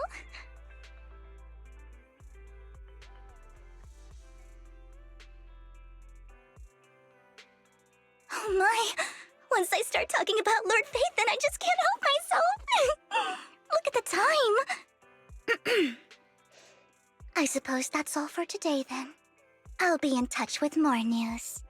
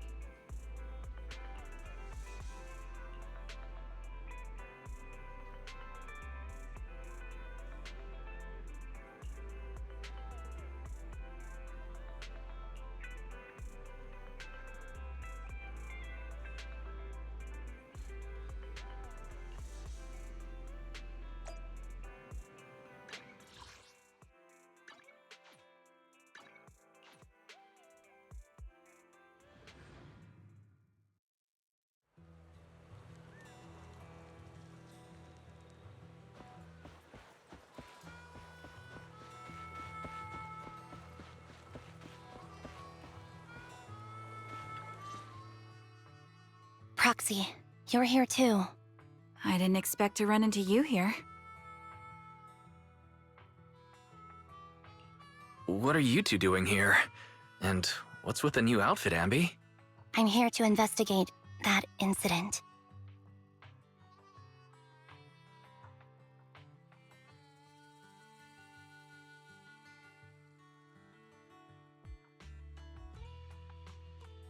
I've recently dug up some clues about the person behind the operation, but my key contact is ultra cautious and keeps demanding me to prove my identity. So, to gain her trust, I decided to meet her dressed like this. Now that everything is completely finished, this uniform doesn't really represent anything in particular. For me, it's just another outfit now. We all have to move on someday. I'm helping her. I want to make sure whoever's behind all this is caught. Ah, and who's this young lady? This is my friend, Vivian. We're here investigating a few things ourselves. Ambi, one of the Cunning Hair's most powerful members. And Trigger, an Opal Squad sniper. It's an honor to make your acquaintance. You know us? Looks like someone's done our homework. Is it because of the proxy? You two are practically celebrities. And because of my work, I've got loads of info when it comes to anyone with a name around New Eridu. I see. Seems you're handling your work well. Let's prepare to enter the Hollow. Unless you have any further questions, we'll be taking our leave now. You're going into a hollow? Proxy, you plan on going in like that? Yeah, that's right. I've recovered quite a bit lately, so I don't need any protective equipment in the hollows.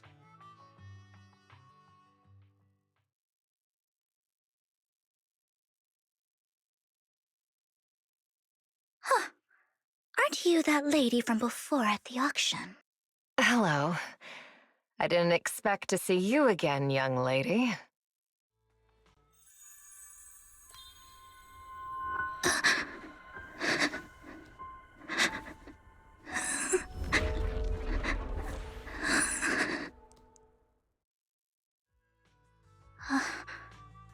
Vivian, are you alright? You look depressed. What's wrong, Vivian? Are you feeling all right? It's nothing. I just drifted off for a moment there. So then, what are you doing here? Don't worry. I'm not here to scam you. I'm waiting to meet someone. Don't tell me. You're my contact for intel? That's me. Ambi from Silver Squad, I presume? Pleasure to meet you. All right. I'm going to exchange some information with Miss Ambi here. So if you'll excuse me.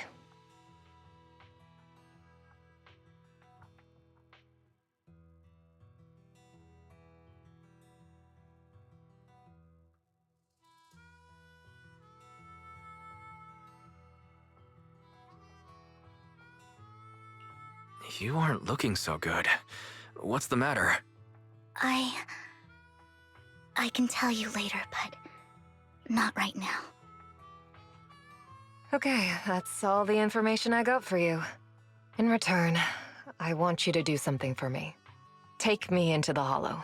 I left something very valuable inside. I have to find it. Seeing as we were just about to go in ourselves, why not join us? It's fine by me. But didn't you say you were investigating something? It's fine. There's no rush. Right, Master Proxy. Huh? Yeah, there really is no rush. Sure, let's all go together. It'll be safer with more people and we'll find your missing item more quickly. Thank you.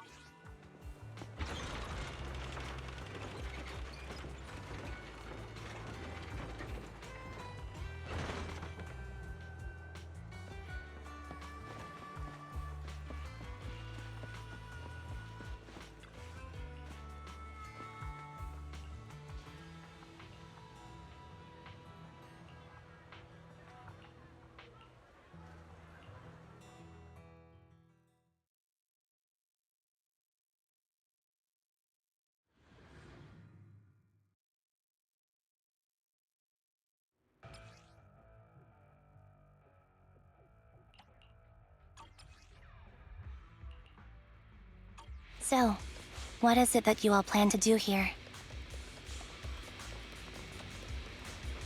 We are here to look for something too. Something extremely important.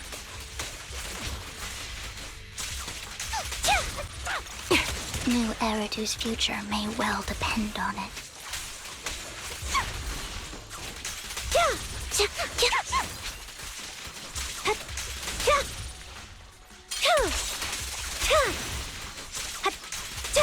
Keep up the... Light him up.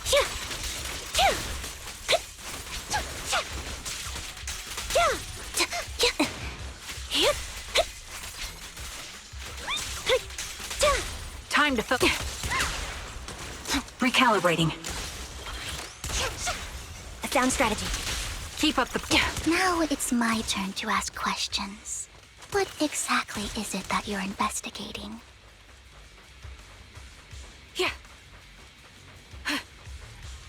Since you're familiar with the name Silver, then you should know that it shouldn't exist anymore.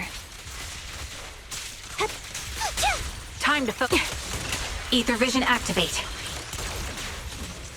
Move behind me. What I'm investigating has something to do with it. Show no mercy.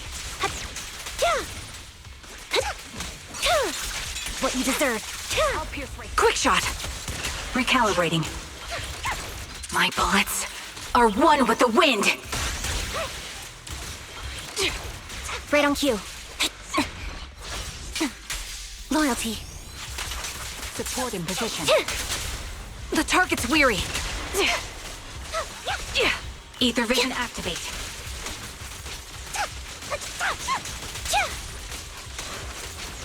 Roxy, let's use that fissure to head to the next location.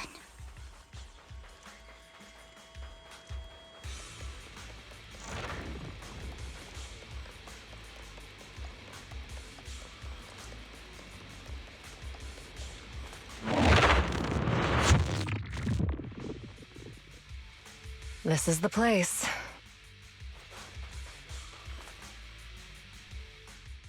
So, what is it that you're looking for? A ring. I was excavating ether here before and accidentally lost it somewhere. Please, could you all help me find it? It has to be somewhere among all this stuff here. Sure, I'll start looking. I'll go with you. I'll stay here with her then. Thanks, but you don't have to worry about me. Go ahead and accompany the others. I'm sure it'll be faster that way. And sorry for wasting your time like this. I know it might sound strange, but I'll be so happy if my daughter grows up to be capable like you.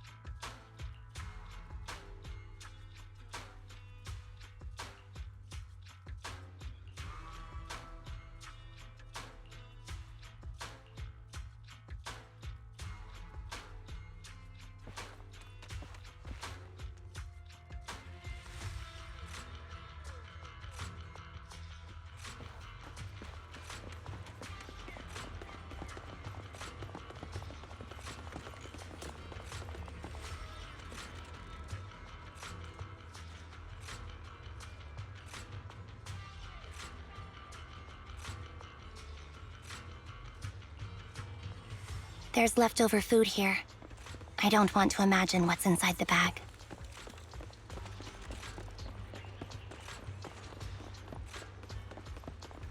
Neither do I.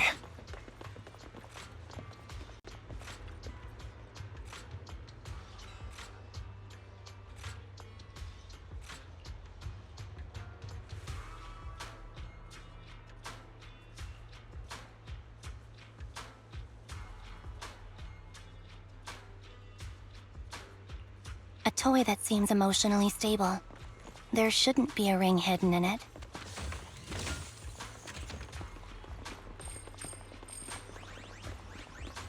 It's pretty cute.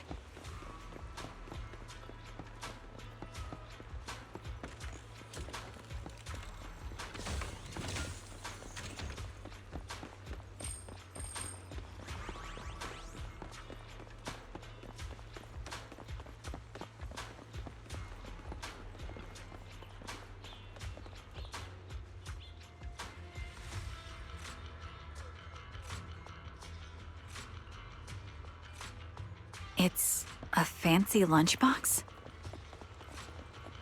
I wonder if its owner is safe and sound.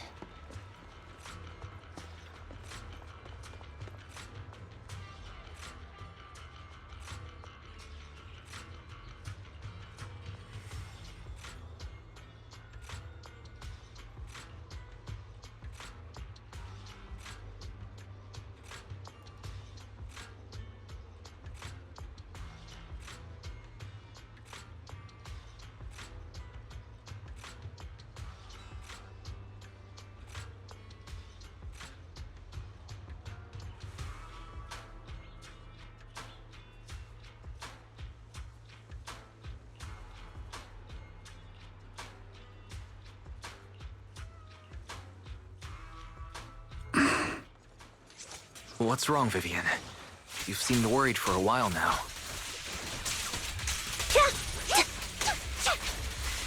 Mind the blind spots. I'm worried about Sienna. The location should still be safe.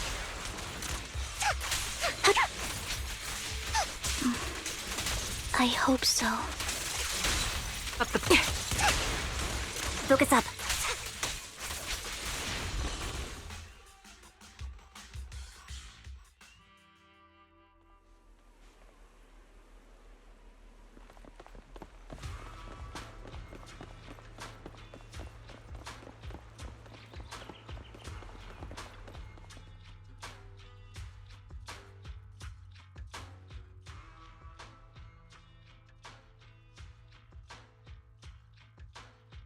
Her vital signs are gone. What happened? I guess this was her final scam. There's one thing I must remind you. Your time is running out. I'm not sure how you can tell, but you're right. I'm going to die in here. That's my plan. I'm very sick and don't have much longer. If I try to get treatment, it'll just be a burden on my daughter.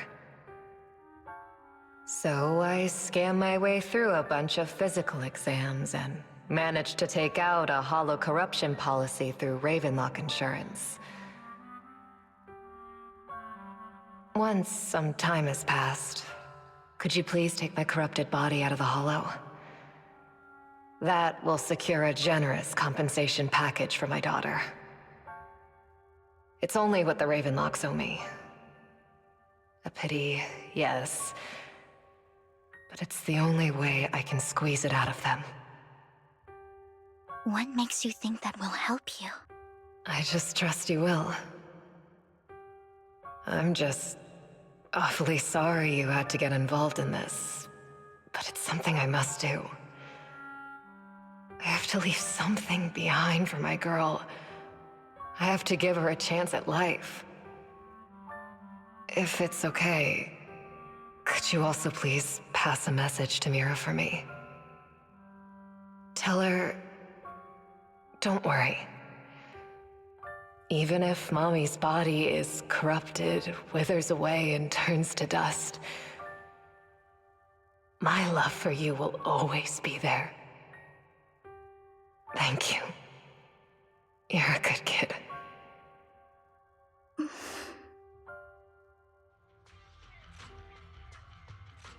She was betting that we'd help her.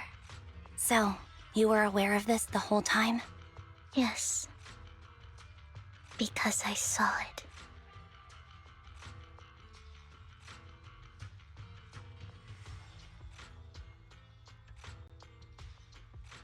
You might not believe me, but I've had this ability to see the future since I was a little girl. But the things I see are always something bad. Plagues, deaths, disasters. That's all I've ever been able to see. It's all that kid's fault! She's seriously jinxed. I always try to avoid her. Otherwise, she'll say something rotten that ends up coming true again. Prophecies, she says. Like she's not the one bringing the bad luck upon us. It wasn't me. I didn't do anything. Sorry. I'm sorry.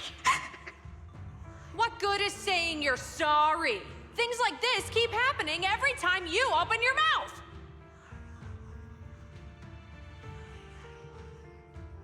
How unlucky. She shouldn't be here. Nobody wants her around. If only she would just disappear. I just wanted to warn you all. I'm sorry.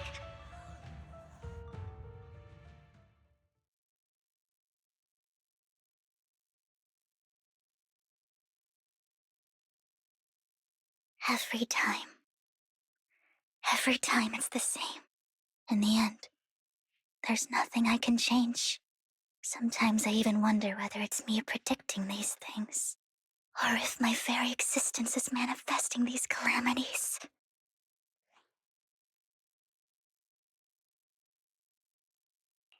Vivian, it's not your fault. You were just trying to be kind and warn them about impending disasters. I can tell it's never been easy for you. Thank you. No matter what. I just hope she finally gets to rest in peace. I hope no misfortune, whether I foresee it or not, ever happens to anyone.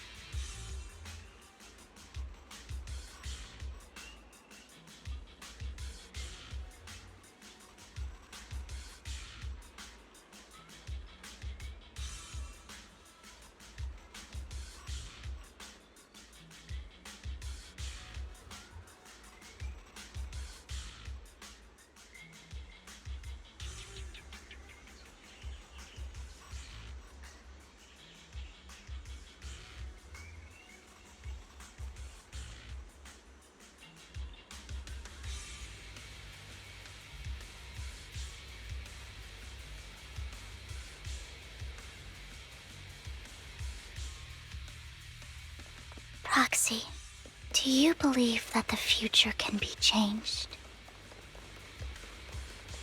In my memories, this has happened countless times already.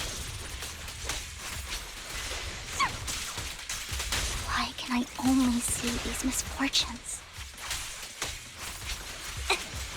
Why can't I even have a sliver of happiness? Move behind me. Off balance. Keep up the... Light him off. Roxy, the fissure that we're looking for is up ahead.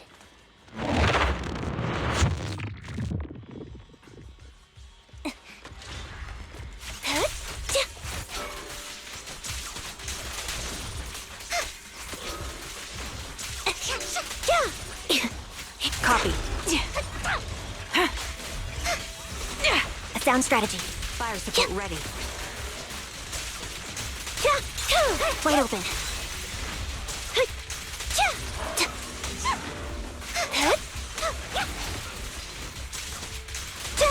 Quick shot.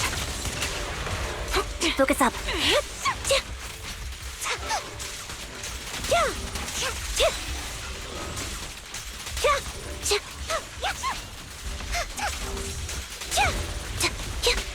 Gotcha covered.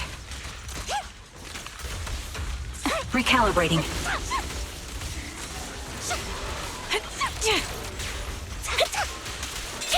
Off balance. You're in my... The target's weary. This bullet will reach its mark. Right on cue. Resolve. Show no mercy. Support in position. Wide open. You're in my sights.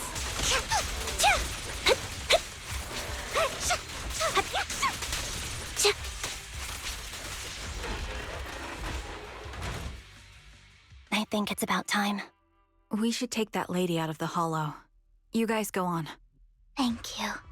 She gave us the intel we needed, so this is the least we could do. I hope everything else goes well for you. Master Proxy, is there anything you'd like to know? You can just ask.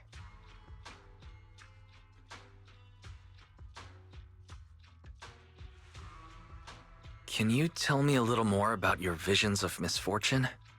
It's a really long story. These premonitions I see are not within my control, and they always come to me in a flash, like a flood of images in my mind. Most of the time, I see death, disease, accidents, and disasters. Of course, there are also some non-fatal mutilations. But every time, without exception, they end up happening. And I can never prevent or change them. That's all I have to say about it. If that offends Master Proxy and you don't want to hang out with me anymore, then I can understand. Why would I be offended? That's just who you are, Vivian. Besides, we're friends. I've always considered this ability as a curse. It's not a curse. Actually, I think you've been given a gift. Thank you. Really. Well, it's getting late. Bringer's belongings ought to be around here somewhere. Let's take a closer look.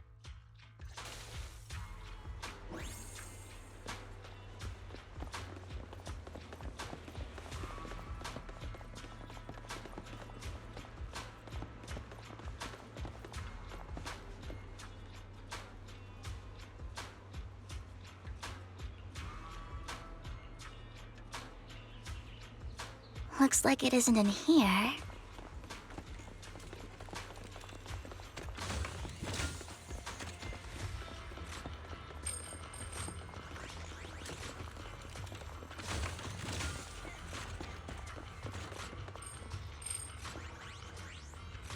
Strange, there's nothing in here.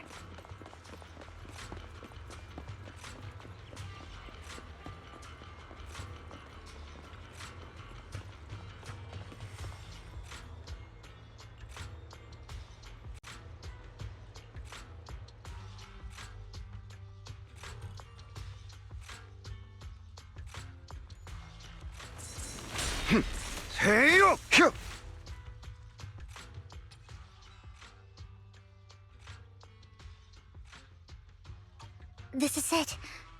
This notebook is what Bringer left behind. But I don't know what these markings on it mean.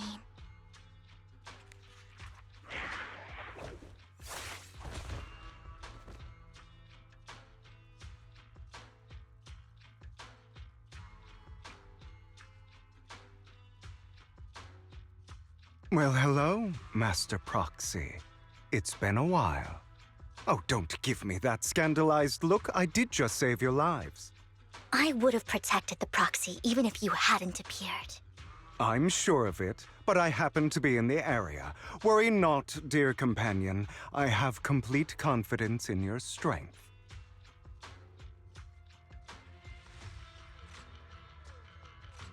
Hang on. Did you say companion? So you two know each other? Apologies. I didn't have a chance to mention it before. I'm actually part of the Phantom Thief Syndicate, Mockingbird. That's right. I was only able to slip in during the auction thanks to some help from Vivian backstage. So the whole time you were only bidding on the collections so you could get backstage and tamper with things? I warned you before. You can't rely on appearances. Don't worry, Master Proxy. We don't have any ulterior motives here. As you've probably heard, Mockingbird is a renowned Phantom Thieves syndicate in New Eridu that, despite its longevity, has managed to maintain the secrecy of its members' identities to this day. So, disclosing our identities to you is essentially the highest sign of good faith that a Mockingbird Phantom Thief can show.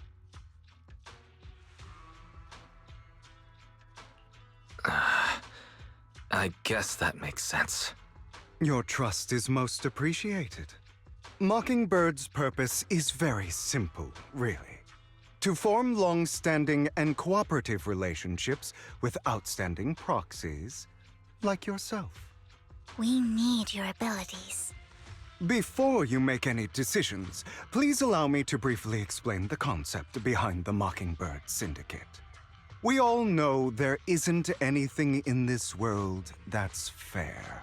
A prime example being the uneven distribution of wealth. People from tops splurge on luxurious collectibles, while the poor have to gamble with their own lives just to get by. Of course, besides wealth, there's also an unequal distribution in this world of happiness and suffering, hope and despair, love and hate. It's all just so unfair. Somebody has to do something to tilt the balance of the scales. And thus Mockingbird was born. We take from those who have far more than they deserve and give it to those who deserve to have more. If you ask me, that's enough to be considered a form of justice.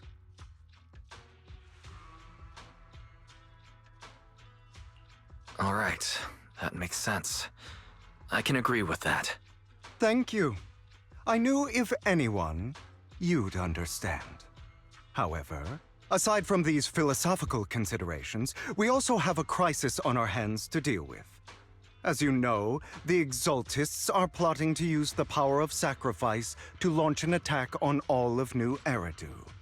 We can provide you with all the latest intel, just like that notebook you found. Something those pompous housekeepers would never be willing to do. And the most crucial part of this whole game, the sacrifice core, is currently in my possession. I think that makes this a highly competitive deal. We share the same goal for the moment, stopping the impending disaster from playing out.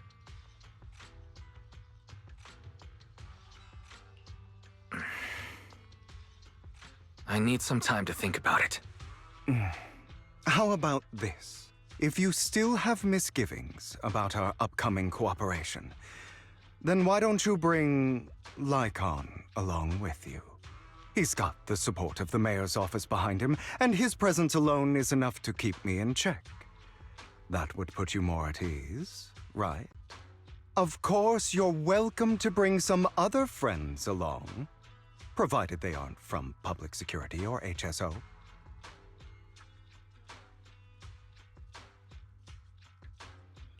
Well, if you're willing to let my friends come along, then you've got a deal.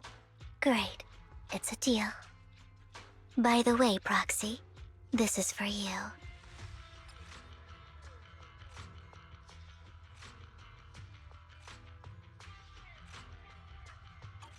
Consider it a souvenir commemorating our first time working together. For now, we'll carefully look through the contents of that notebook. I'll contact you if anything comes up.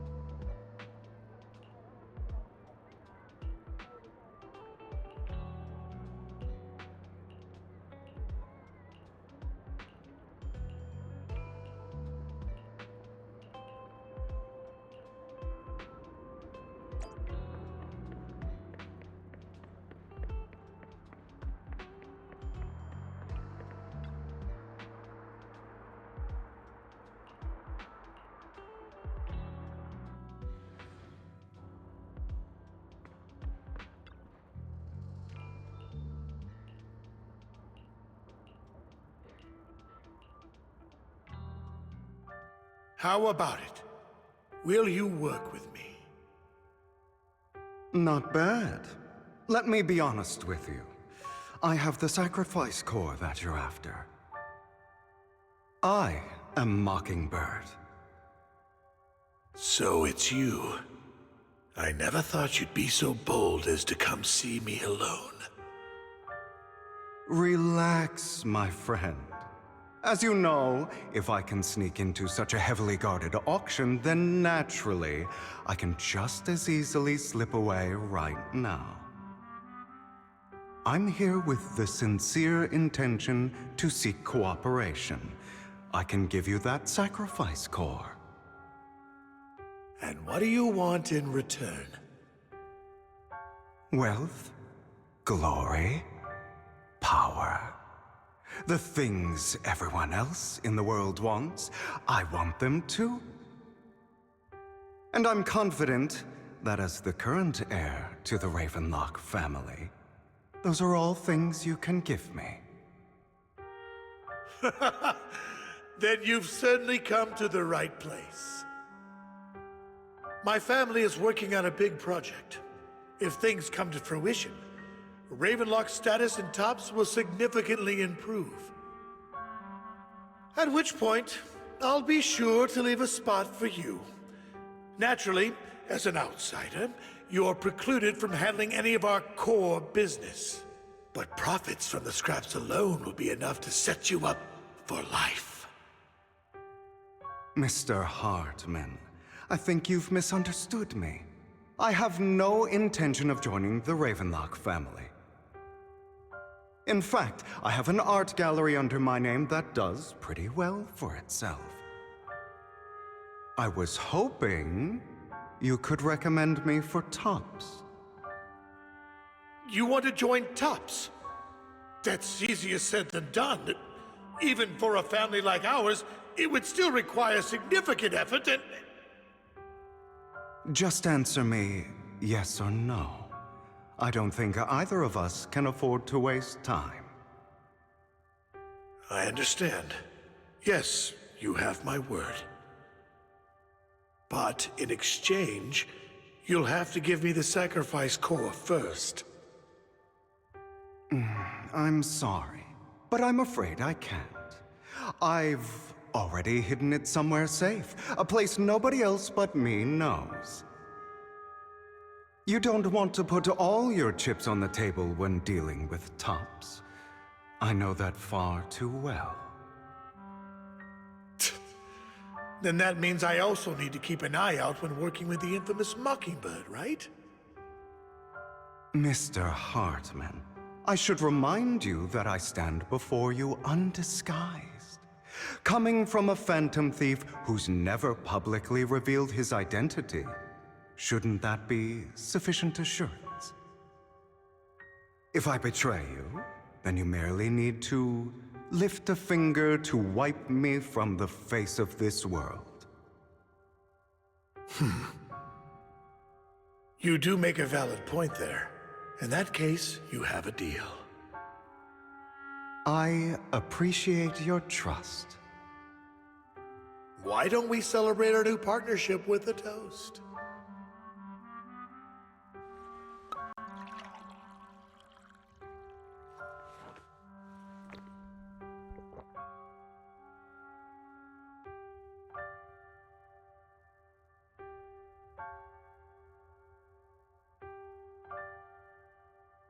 Having a drink before undertaking anything important is a family tradition.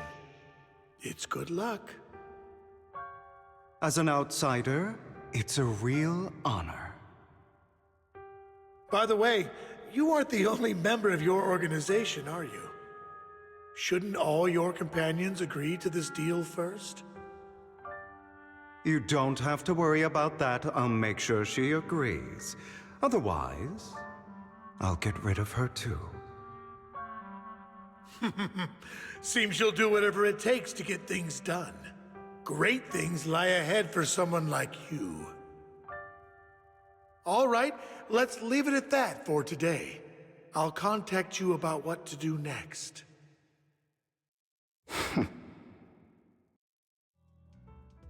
That's him! He's the one who killed Serena!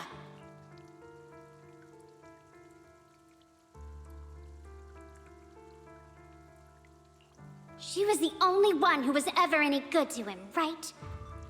That's how he repays her? That's why they say once a mongrel, always a mongrel. Just look into his eyes. Father! We have to punish him!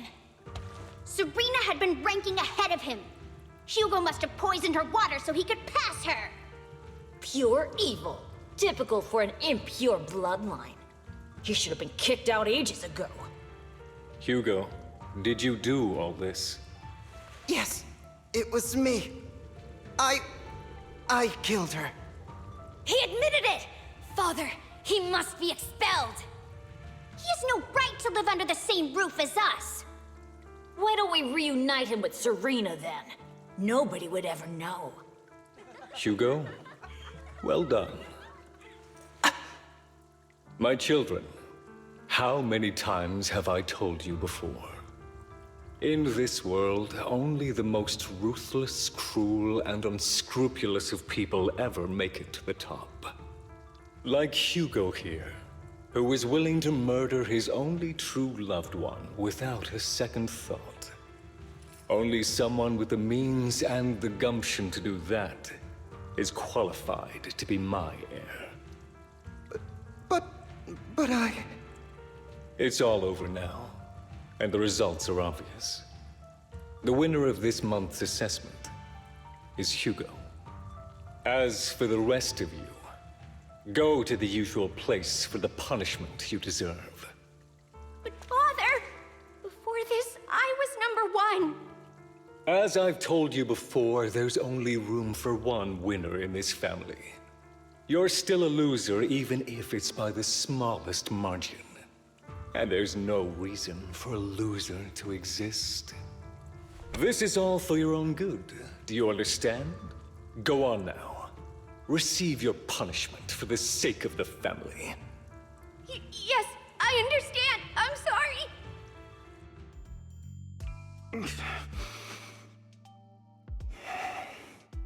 That really brought up some unpleasant memories.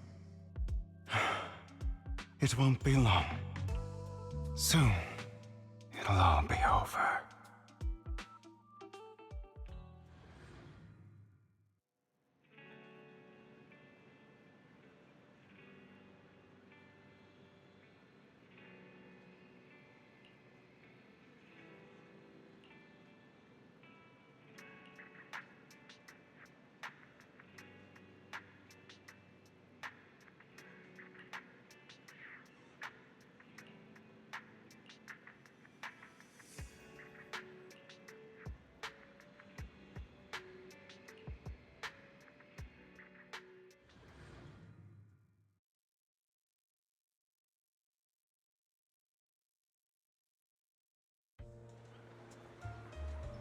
Thank you for escorting me here, Proxy.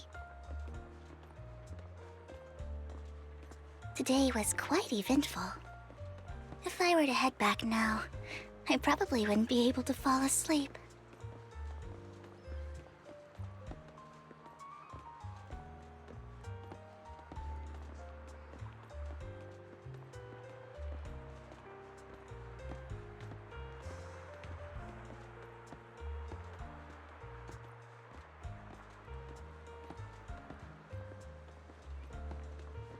You're a child that only brings misfortune.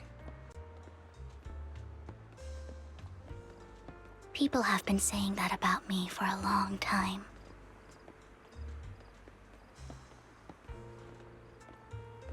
I used to feel hurt and resentful. But now that I think about it, it's perfectly normal for people to react that way.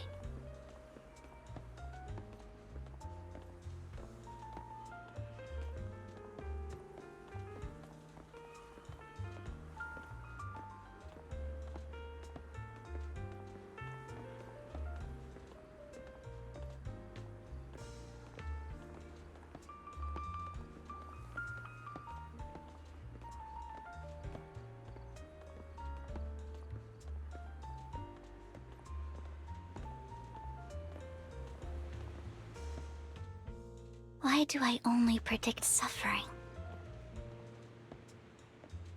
If I could predict happy things, joyful things, would people like me a little more? Maybe fate truly is set in stone. Often, I want to help these people avoid their miserable fates.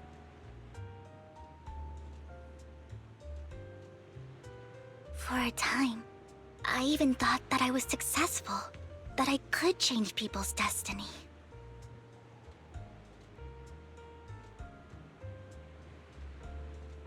But it was all an illusion.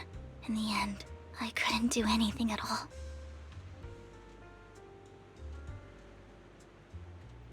So, I was really happy when you said that my abilities weren't a curse, but a gift.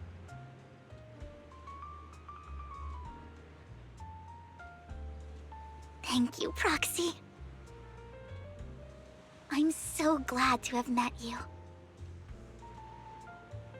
And you're also a fan of Lord Phaethon. It's like we were fated to meet.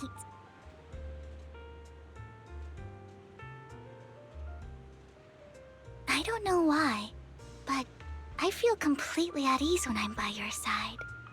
I feel like I'm free from judgment, from blame.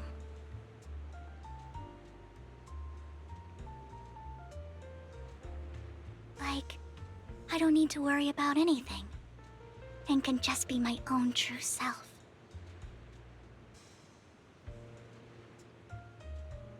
Perhaps people really do possess an aura, and ours just so happen to be extremely compatible.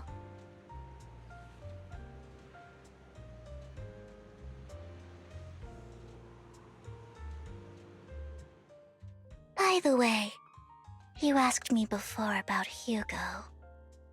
I don't really know much about him. He rarely ever talks about his past.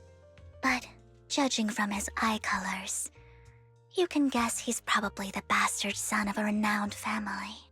I think his mother was very worried about his different colored eyes, and even wanted to get rid of him at one point. But then his family offered a huge price and bought him off his mother for some reason. And just like that, he moved from a leaky and drafty boarding room to a luxurious mansion. But he's also mentioned that the extravagant home is actually like hell for him. I think it's probably because the family treats him terribly. I digress. He ran away and ended up meeting Lycon and his master. After that, they formed Mockingbird together and experienced a rare period of happiness. Until Lycon's betrayal. So, what's your take on Hugo? I imagine I would still be wandering around now if I had never met him. To me, Hugo is just like an older brother. I've always felt as though he's carrying some heavy burden with him. But that's a secret he's kept to himself. Something he'll never tell me. Sometimes when I look into his eyes, I can feel that he's really struggling with something. Even though he may say some extreme things, Hugo really isn't a bad person. I think one day he'll tell me his secret. Until then, I just have to wait. Wait and trust him.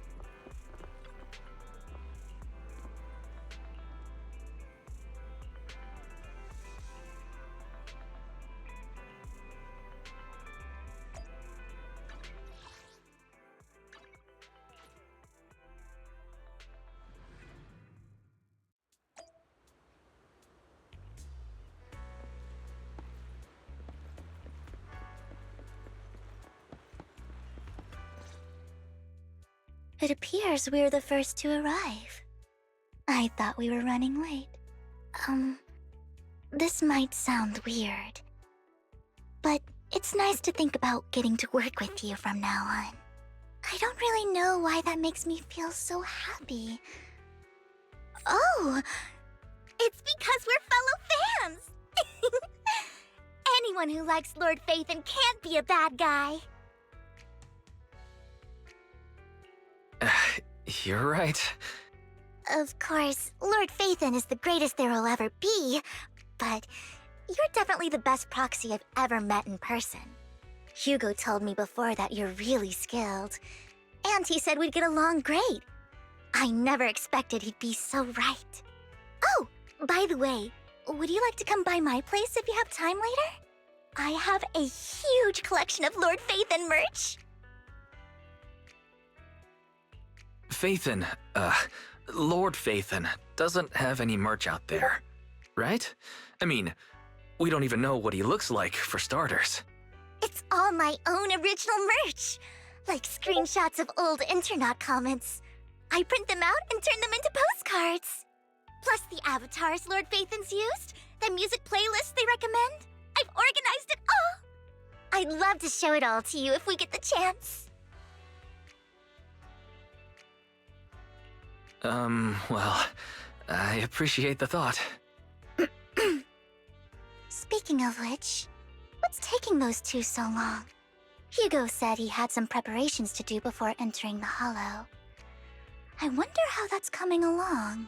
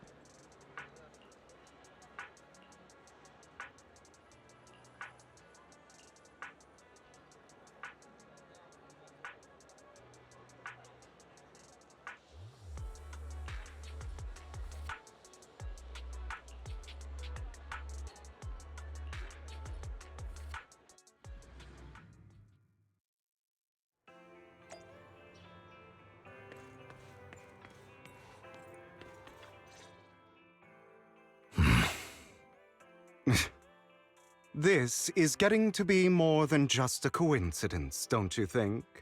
Or perhaps you are actually stalking me. If I was stalking you, you wouldn't ever know. Overconfident as always. You haven't changed at all. We just make it a habit to check the state of our weapons prior to combat. Thanks for that little reminder. I almost forgot. I didn't expect you to let me join. What else could I do? Master Proxy would have insisted on having you join us. I never expected for us to have a chance to enjoy some pleasant conversation like this, without our weapons drawn, that is. It really has been too long. I still remember when we first established Mockingbird. Indeed. That was a long time ago. Thankfully, Jack went in peace. He must have known about his condition for some time. He even left us with instructions. Passing peacefully in your sleep is the most natural way to go. I'm happy for him. By the way, Lycon, Have you given it any thought yet? You mean about our guild for Phantom Thieves? Yeah. It's time for us to build an organization of our own. Jack always supported the idea, didn't he? I don't have any objections. But what should we call it then? How about Mockingbird? It's a bird known for mimicking the calls of others to blend in. The same way we don high society roles for ourselves when we're out on a mission. Oh, oops. I nearly forgot. You're a terrible actor, and you're always flubbing your lines. I guess we can rule out that name, then. No, call it Mockingbird. We're always just putting on an act, aren't we? I won't slip up on our next mission. Besides, we still ran missions together even when we didn't have a name. Having one now won't really make a difference. No. It does make a difference, Lycon. And I don't just want a name. I want Mockingbird to become a symbol, like the sword of Damocles hanging over everyone's heads, striking fear into the hearts of the rich and cruel whenever they hear the name. Just like Jack used to say, this world isn't fair. So that's why we have to influence it however we can, and change things in our own way. But on the basis of not causing harm to other people's lives. That's also what Jack used to say. You remember, don't you? Of course I remember. All right, I promise. That sounded pretty forced. Don't forget, things don't end well for people who break their oaths. I'm good for my word. You must trust your fellow companions. That's also something Jack would say. Well then, today's the day that Mockingbird will officially start flying. Our first order of business, deciding on our symbol.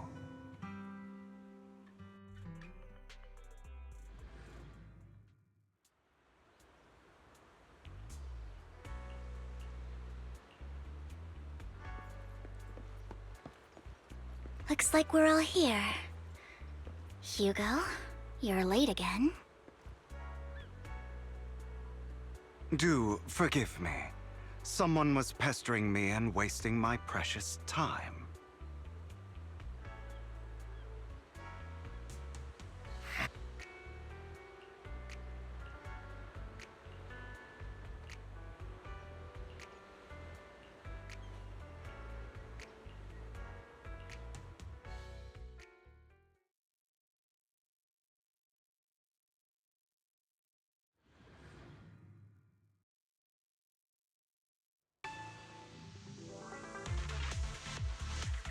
I didn't expect the coordinates in Bringer's notes to lead here.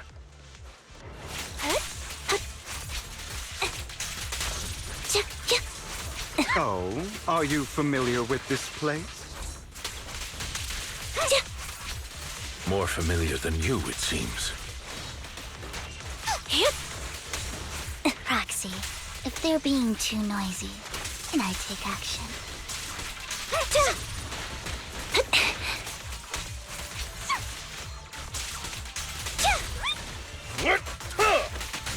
Focus up.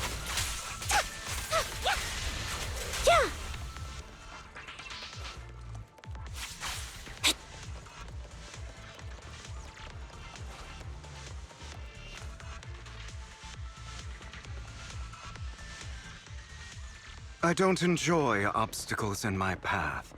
The generator room should be nearby. Over here. Master Proxy, I hate to be the bearer of bad news, but there's something wrong with the circuit. It seems to be blocked. Don't tell me. Victoria Housekeeping's high and mighty attendants Can't even fix a simple circuit. I can fix it, but I'll need a circuit diagram before I can do anything. I've seen diagrams for this type of circuit before. It's a pity that we're unable to connect to the outside world from inside the hollow.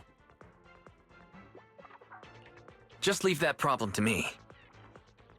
Wise, I just sent an image of a circuit diagram to you. Have a look. Thank you very much, Master Proxy. Now then, let's start repairing this circuit.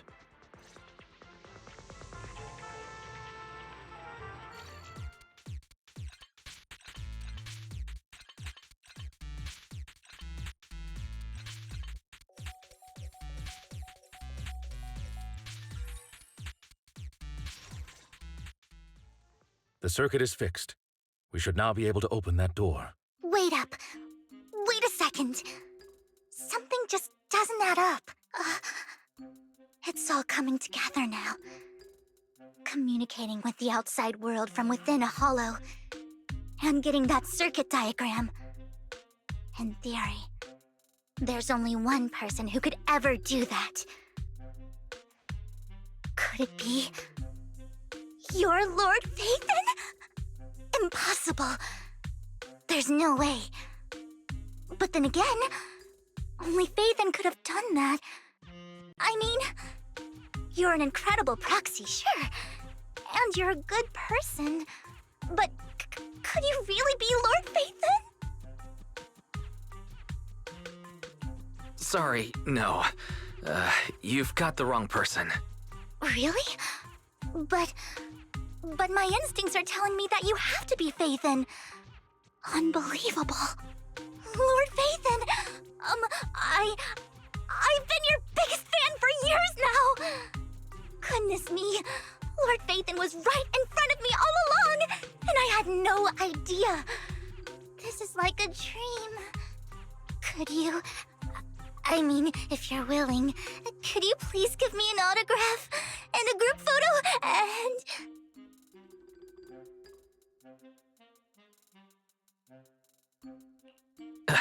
Anything you want, but let's get out of the hollow first, all right?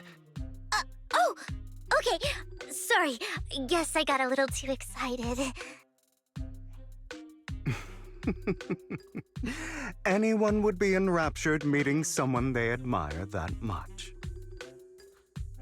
Yeah, if I ever met my favorite movie director, I'd be the same. We should keep moving. This isn't the best place for idle chit-chat. An opportunity. The door's finally open.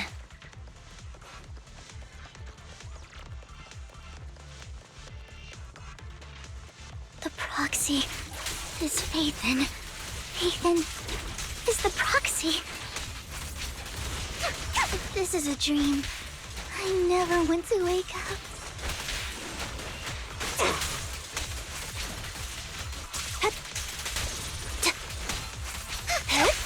Thank you. Light him off.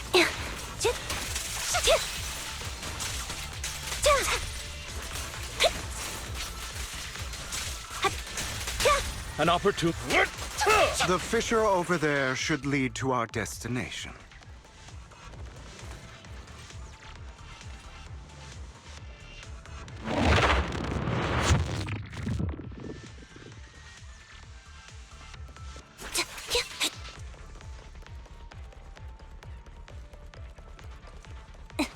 Lycon, your fighting style wasn't so reserved in the past. Wide open. I've matured. You call this mature? You're just being pretentious.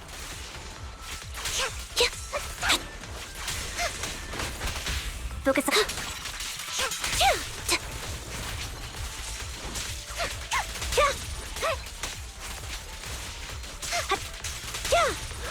Off balance. Thank you. Copy.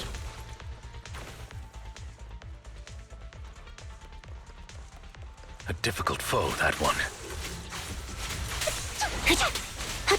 Let us leave this place at once. Ensuring Master Proxy's safety is our highest priority.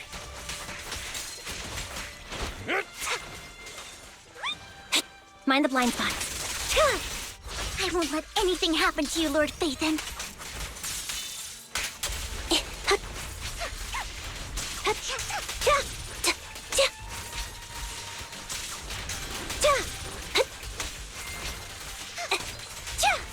Wide open.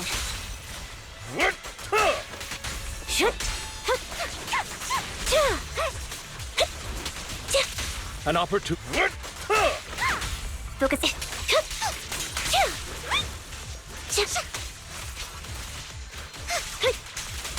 Thank you for.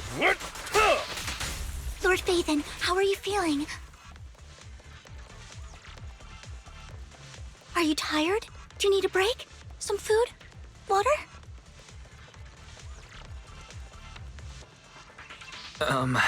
Thank you for your concern. I'm fine.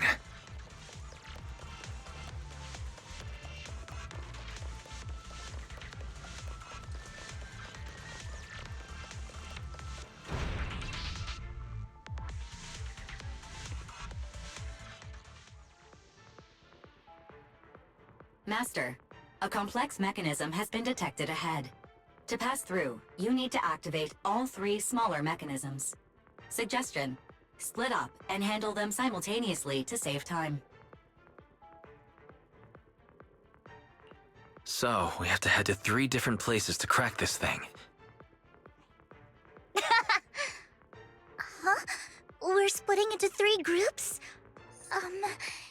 In that case, I'll protect you, Master Proxy! I can take care of one myself. That leaves the last one to me, then.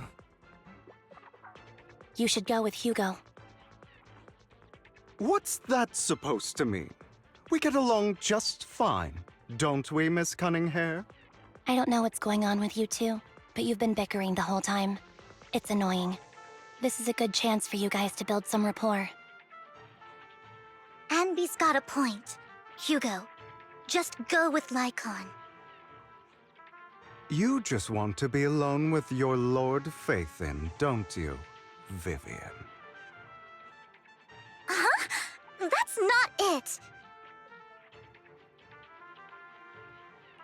All right, sounds like a plan. It's all decided then. If Master Proxy says so, then sure. But, Lycon, you better not slow me down. I really want to recommend you two some movies for a crash course on teamwork.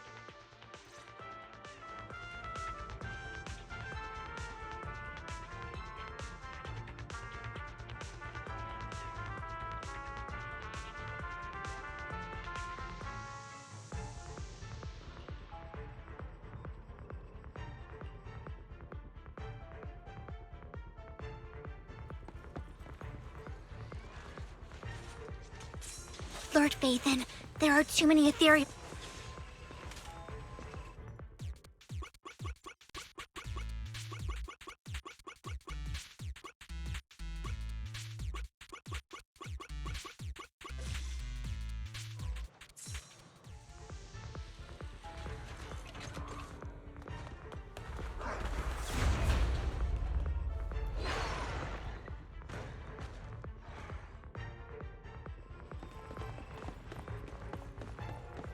Lord Phaethon, seems like we both need to press down on these mechanisms at the same time.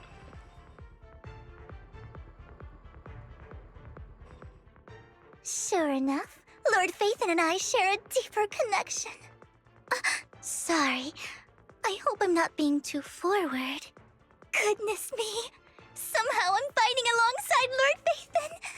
It's like all my dreams are coming true. I'm going to wake up any second now, aren't I? No, this isn't a dream. I'm real. See? You can even hold my hand. Not only is Lord Phaethon incredible, but super kind. That's it. I pledge to be a die-hard Lord Phaethon fan until my very last breath.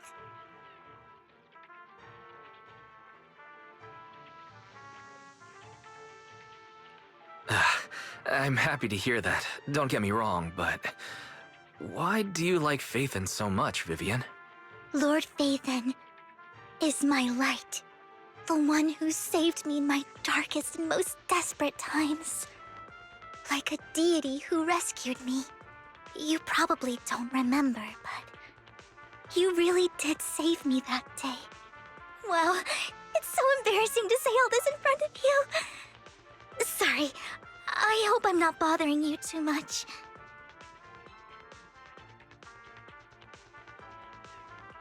No, you're not a bother at all. Thank you for your loyal support. I should be the one thanking you. Just being able to see Lord Phaethon makes me the luckiest person in the whole world. Sorry to keep babbling like this. I wonder how the others are doing. I'm sure Anby will be able to manage.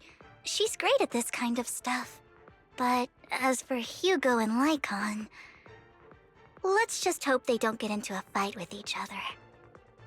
Focus up. There are too many ethereals here. Though, it's not a huge problem.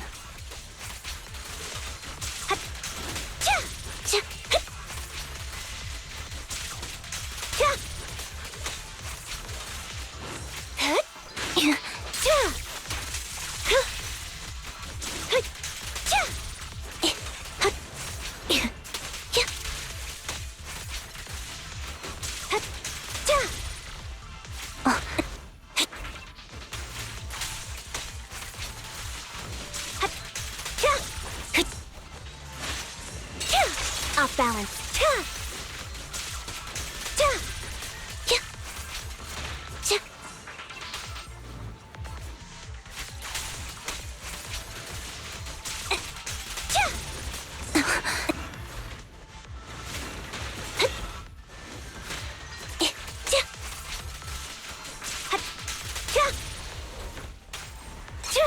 Wide open.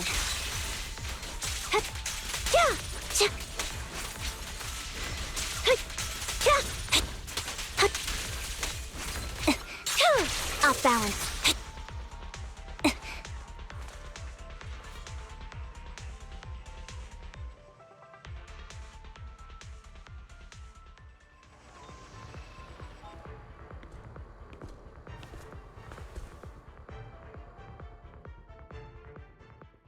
So, we have to cooperate to solve this problem.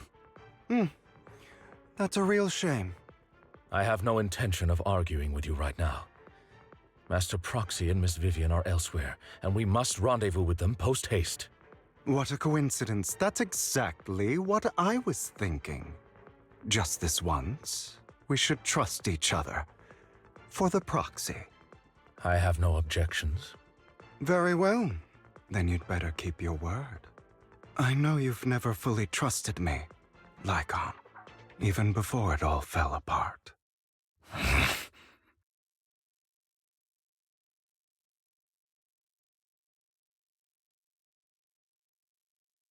You wanted to speak to me alone? I know you and Hugo are as thick as thieves and don't hide anything from one another. But you can't tell him what I'm about to tell you.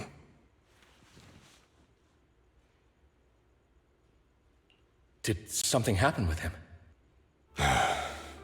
Hugo is an intelligent and gifted child. He learns everything I teach with ease. In time, he'll grow beyond me. Reach a place where people will marvel and look up to him as a beacon. Yeah. As much as I hate to admit it, he always picks things up just a teeny bit quicker than me. But none of that matters, because I can overpower him easy. I don't think being gifted is a good thing for him. What do you mean? He bears a dark and painful past. What he was taught, the hatred he was faced with, everything he picked up. It's all become an integral, inseparable part of him. I believe that beautiful flowers can blossom even in the darkest abyss. But the roots of that flower would draw from evil instead of good. Hatred instead of love. It's a curse that flows through his lineage. A curse that fate branded him with.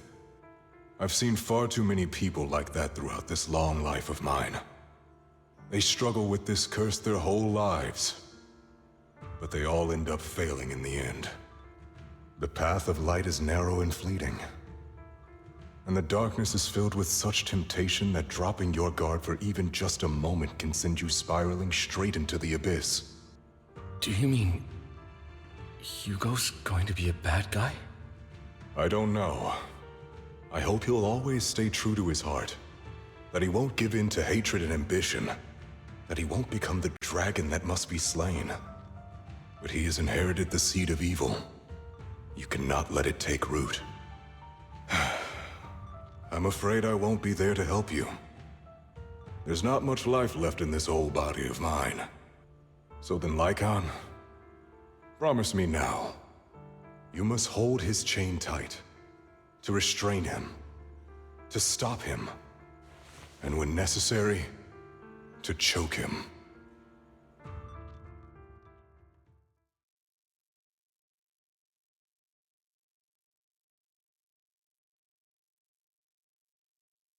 You've become slow.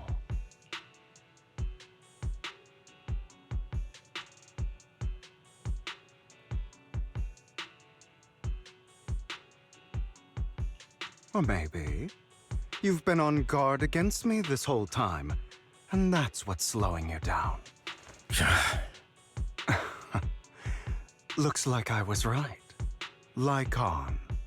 I hope you're aware that the one who betrayed Mockingbird and went to work for the Mayflowers was you.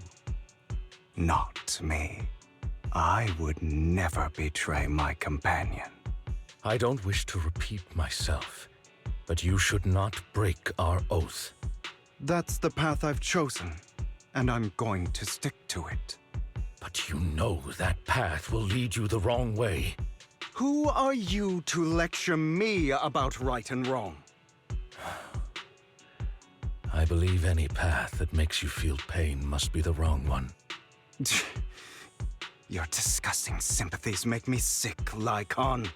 There's only ever been one person who can kill me or save me, and that is me.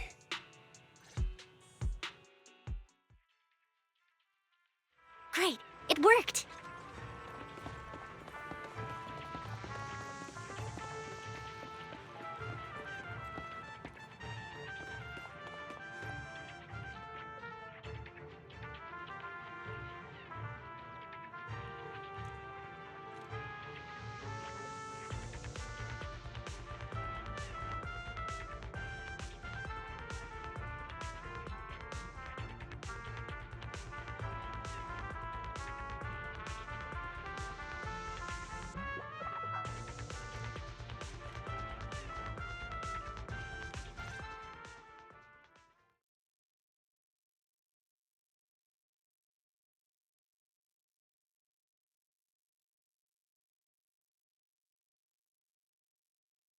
That was loud.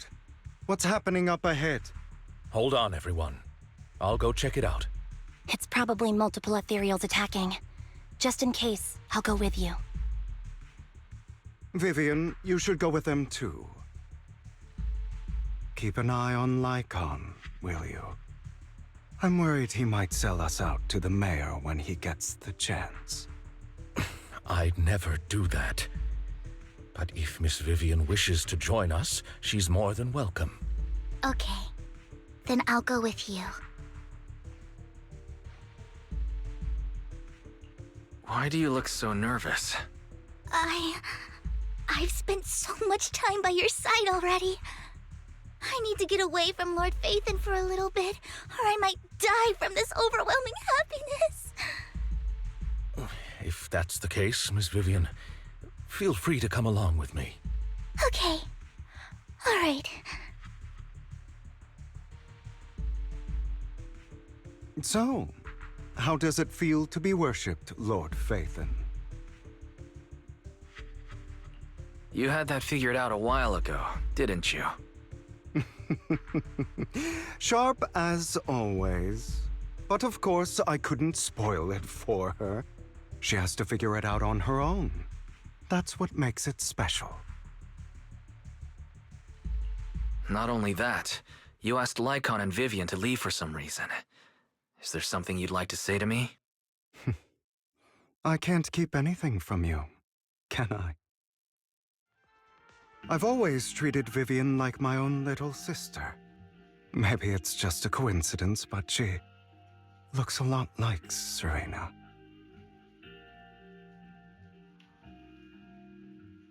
I think I mentioned it before.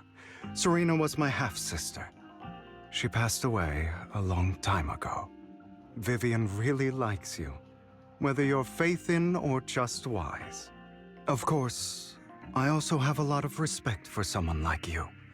Strong, fair, and genuinely kind. So I hope... I beg you, please keep her safe. Hang on. What's that supposed to mean? Think of it as the last bit of conscience I have left.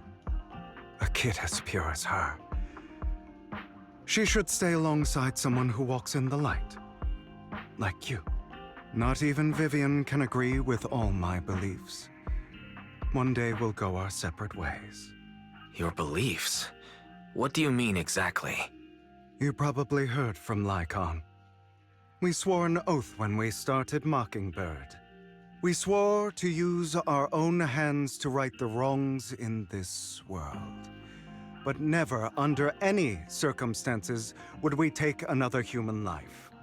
I stayed true to my words. Until my father, the man I hated, stood right before me. I could have ended his life easily, but I hesitated. I remembered that damned oath and their repeated attempts to convince me. I didn't do it. Because of that, innocent people died. All because of him. If I'd killed him first, then none of those tragedies would have happened. People like him don't deserve to live. After that, I realized sometimes taking one life really can save countless others.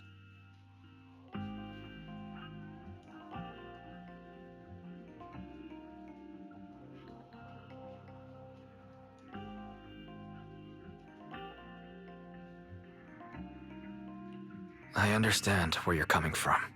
I knew you'd understand. Vivian has a good heart. I don't want her to get her hands dirty. But you know how it is. In this world, someone has to be the bad guy. So, I want to apologize to you. Why apologize all of a sudden? You're incredibly strong, kind, capable, and really, really lucky. The world needs more people like you. Remember that revenge movie I told you about, Children of Devils? I still haven't found it, but I came across another videotape with the same name. Turns out, in that story, the Children of Devils are actually the children of gods. Sorry for rambling. Hope you don't mind. They should be back soon. Please, look after Vivian for me. Roger.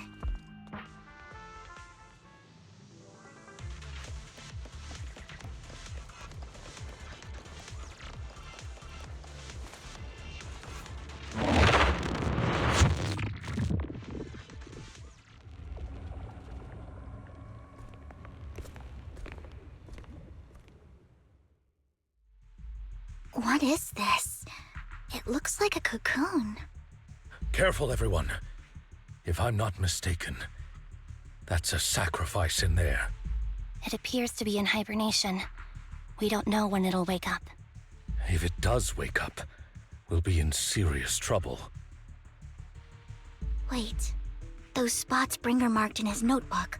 Are you saying each one might have a sacrifice like this? That means there must be at least a dozen of them. And that's only counting the ones we know so far. These sacrifices may still be hibernating, but the fact that there are so many of them out there is terrifying. The Exaltists must have a way to revive them. And that's not all. These sacrifices can exist outside the Hollows. If they make their way into populated areas... I'm afraid it will lead to a catastrophic disaster likened to the fall of the old capital. That's almost certainly what they meant by vengeance against all New Eridu.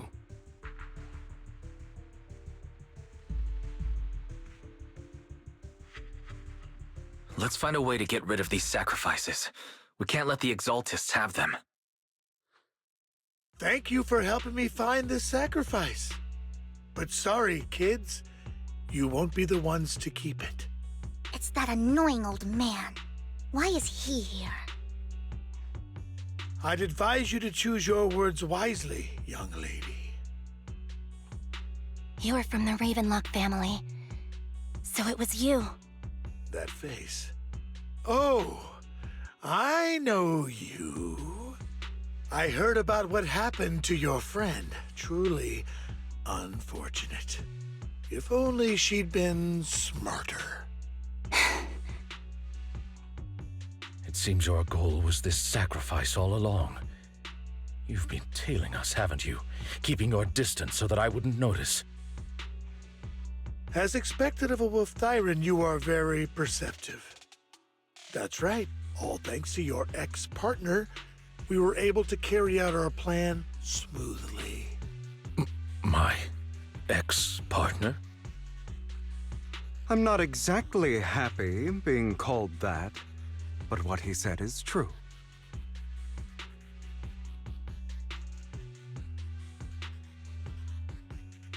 Wait, Hugo, what do you mean?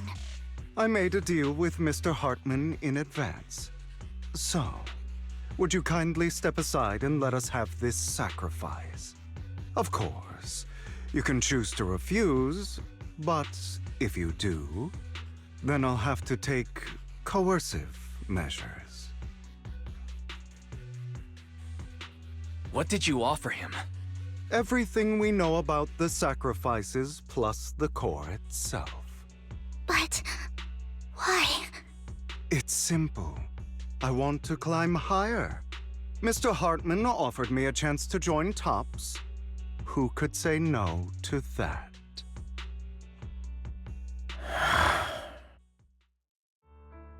No. Impossible. You promised to help me investigate the Exaltists.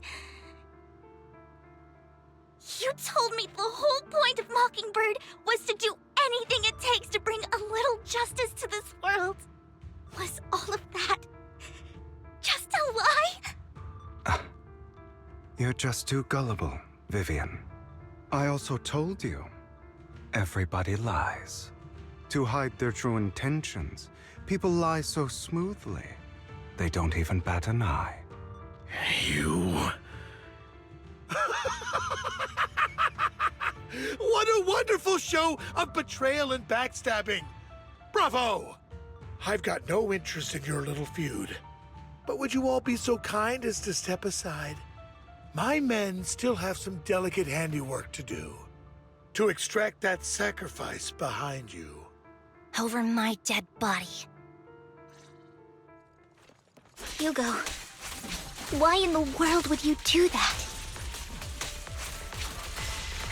Instead of wasting your time on idle chatter, why not focus your energy on the battle ahead? Stay calm now. Your plans will never succeed. It's useless. Don't you get it? You're not just going against the people in front of you.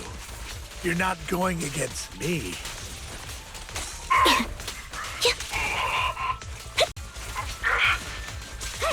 But rather, the entire Ravenlock family, even the whole of Tops. There's no chance of victory for you. Off balance.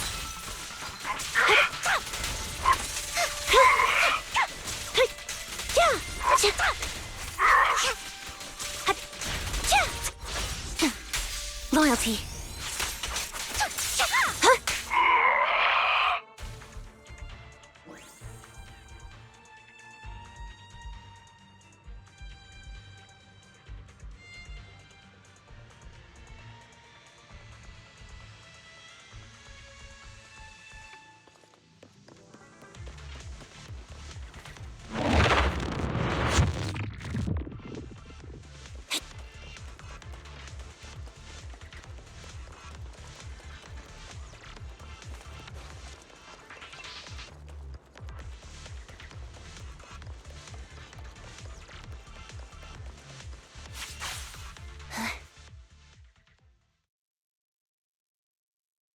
Oh, you guys are such a pain.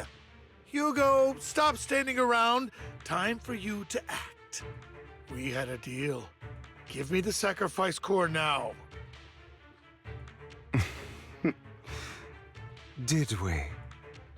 I don't remember. I imagine this is your favorite kind of entertainment. Watching allies betray each other, suspicion festering until it all turns to bitter hatred. Seeing people tear each other apart like wild beasts, just like your decaying family. Does it comfort that dead conscience of yours? You. What's that supposed to mean? I am loving the look on your face right now. Right when you think you've succeeded, I'm here to tell you it was all fake. None of it was real. Let this pain sink in. It's karma for what you did to me back then. You're insane. I have no idea what you're talking about. You still don't recognize me, do you? Let me give you a little hint. My full name is Hugo Vlad Ravenlock. That's impossible. You're part of our family? I may be an illegitimate child, but I have the same blood flowing in my veins as you. I know you. You're that bastard of his. Damn it. I could have sworn you were already. My dear uncle, you were never worthy of your position. You have no claim to the Ravenlock lineage. You may have killed all of my father's other children, but sorry to disappoint. I'm still alive. I am the true heir to the Ravenlock family. You're a bastard. You have no right to inherit the family. That's not for you to decide. Master Edmund is very supportive of my claim. Edmund? That's impossible. You weaseled your way into Top's inner circle? Master Edmund doesn't care who achieves his goal. In other words, he'd happily let me take over the Ravenlock family, as long as I'm more competent than you. This can't be! You don't know the family's real secret! I know a lot more than you think, including everything that you've done. Just give up. You never even stood a chance.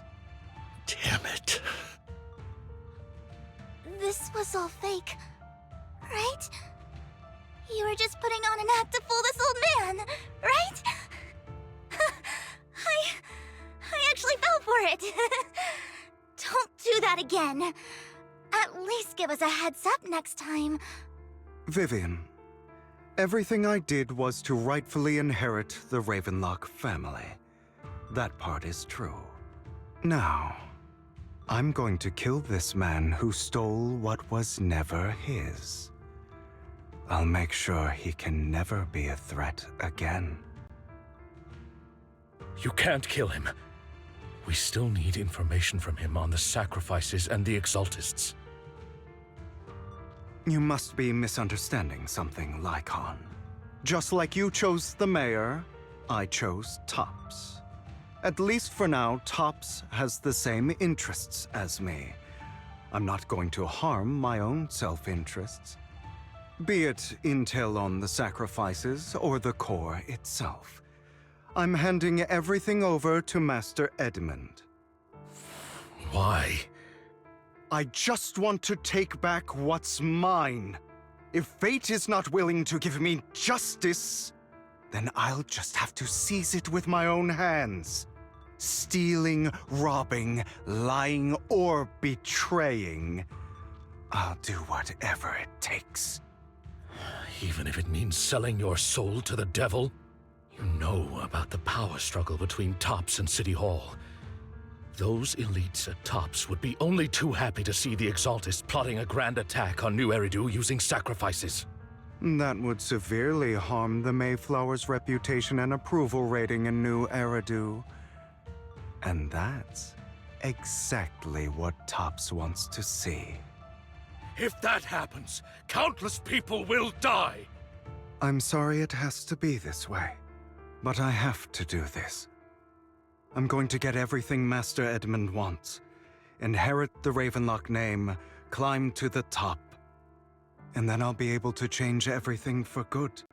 For a permanent and absolute victory. We must endure the pain of cutting away rotten flesh. And persevere through the darkest hour before dawn. Someone has to do it.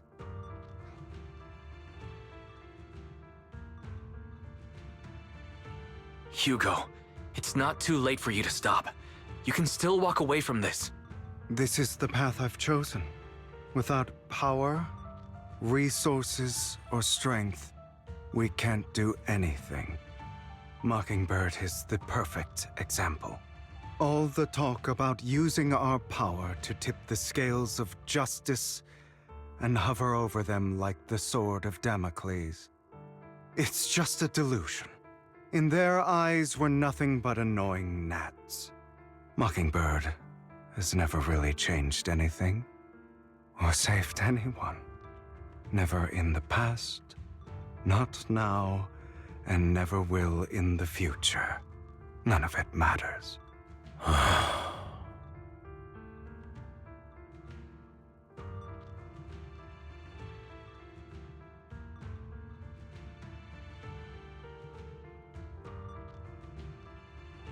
But even so, you shouldn't become the kind of person you hate.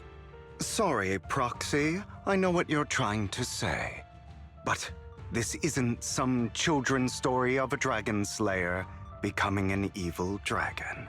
Sometimes, to slay the dragon, you must first become one. With sharp claws, rending fangs, and strength enough to destroy anything. So I will bloody my hands. I will carry the weight of my sins. I will become the Abyss.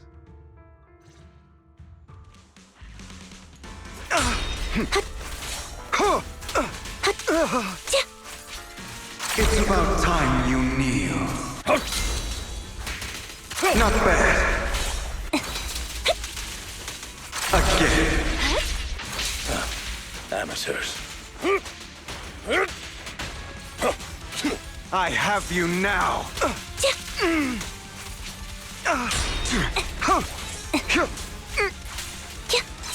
Wide open.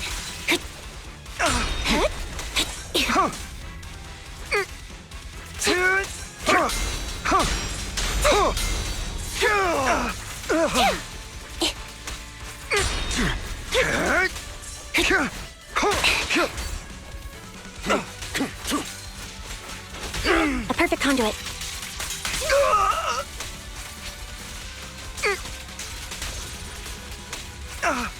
Keep focused.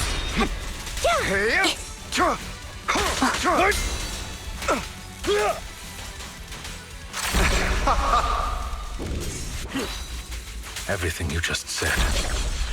Is that what you truly believe?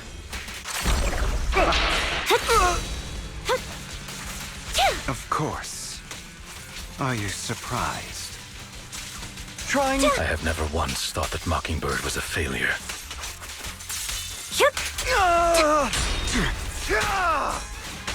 Our actions, no matter how childish or flawed, must have made their mark on the world. Stay calm now. They might have been trivial or foolish, but as long as they had an impact, the things we did are far from meaningless. I don't want it to end like this. There must be another way. There isn't, Vivian. This is the final lesson I'll impart to you. Those who cannot give up anything are destined to end up with nothing.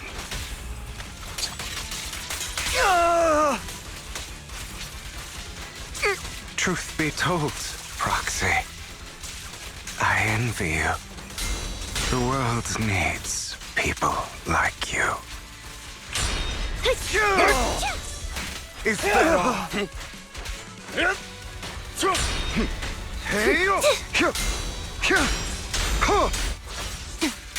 Loyalty.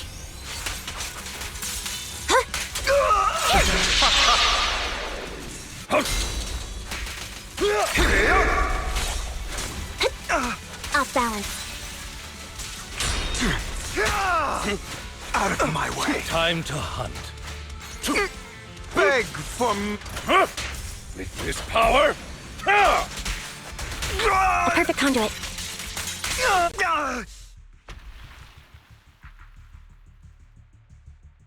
All right, you got me.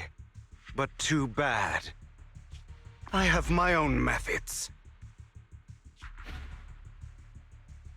What are you doing? Well then, make your choice. The sacrifice core, or your precious Faithin. I know you took it. Don't forget, I'm the one who taught you that. Okay, the core is yours. Just leave Lord Faithin alone. What a shame. Did you really think I'd keep my promise? That's right. This is the real me. What's the matter? Thinking of killing me? Didn't you say all life is precious? Drop your foolish facade. I knew it. You... He has inherited the seed of evil. Do not let it take root.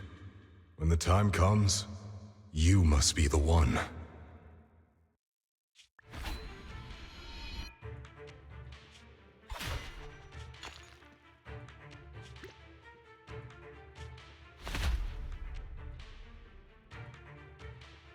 Go on, kill me.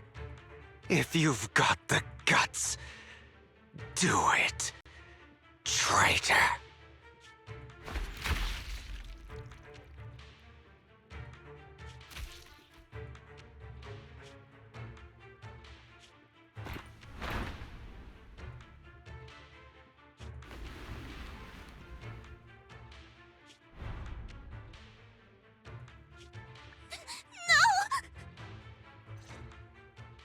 Master Proxy, are you okay? Are you hurt?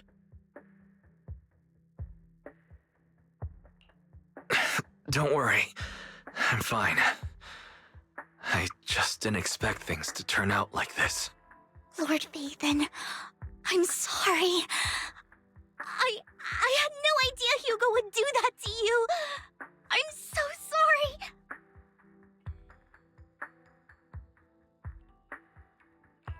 Judging from how we've interacted before, Hugo didn't seem like the reckless type. I feel like there's more to this than meets the eye.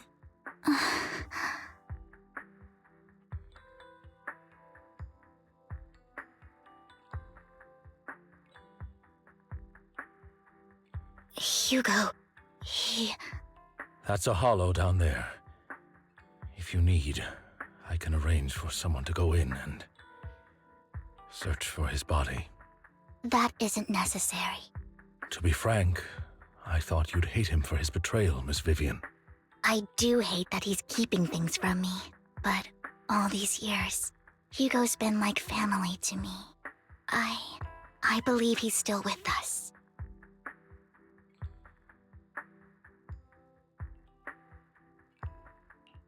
I feel the same. It's possible he's still alive. I'm terribly sorry, but I must tell you, it is impossible for Hugo to be alive. My hand went through his heart. Sorry to interrupt, everyone. But just so you know, Hartman's gone. Probably slipped away during all the chaos. I'm sorry, I was so focused on Master Proxy's safety. I wasn't paying attention to him. Same, but it doesn't matter. We all know what he did. And he will pay for what he did today. Yes. I'll be reporting all of this to the mayor. He's not getting away with this.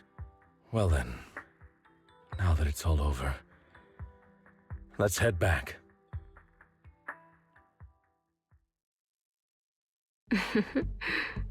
Another obstacle out of the way. She's going to be pleased about this. May the Creator guide us. Fear, suffering, despair, and destruction. That's the future I see. Or faith in.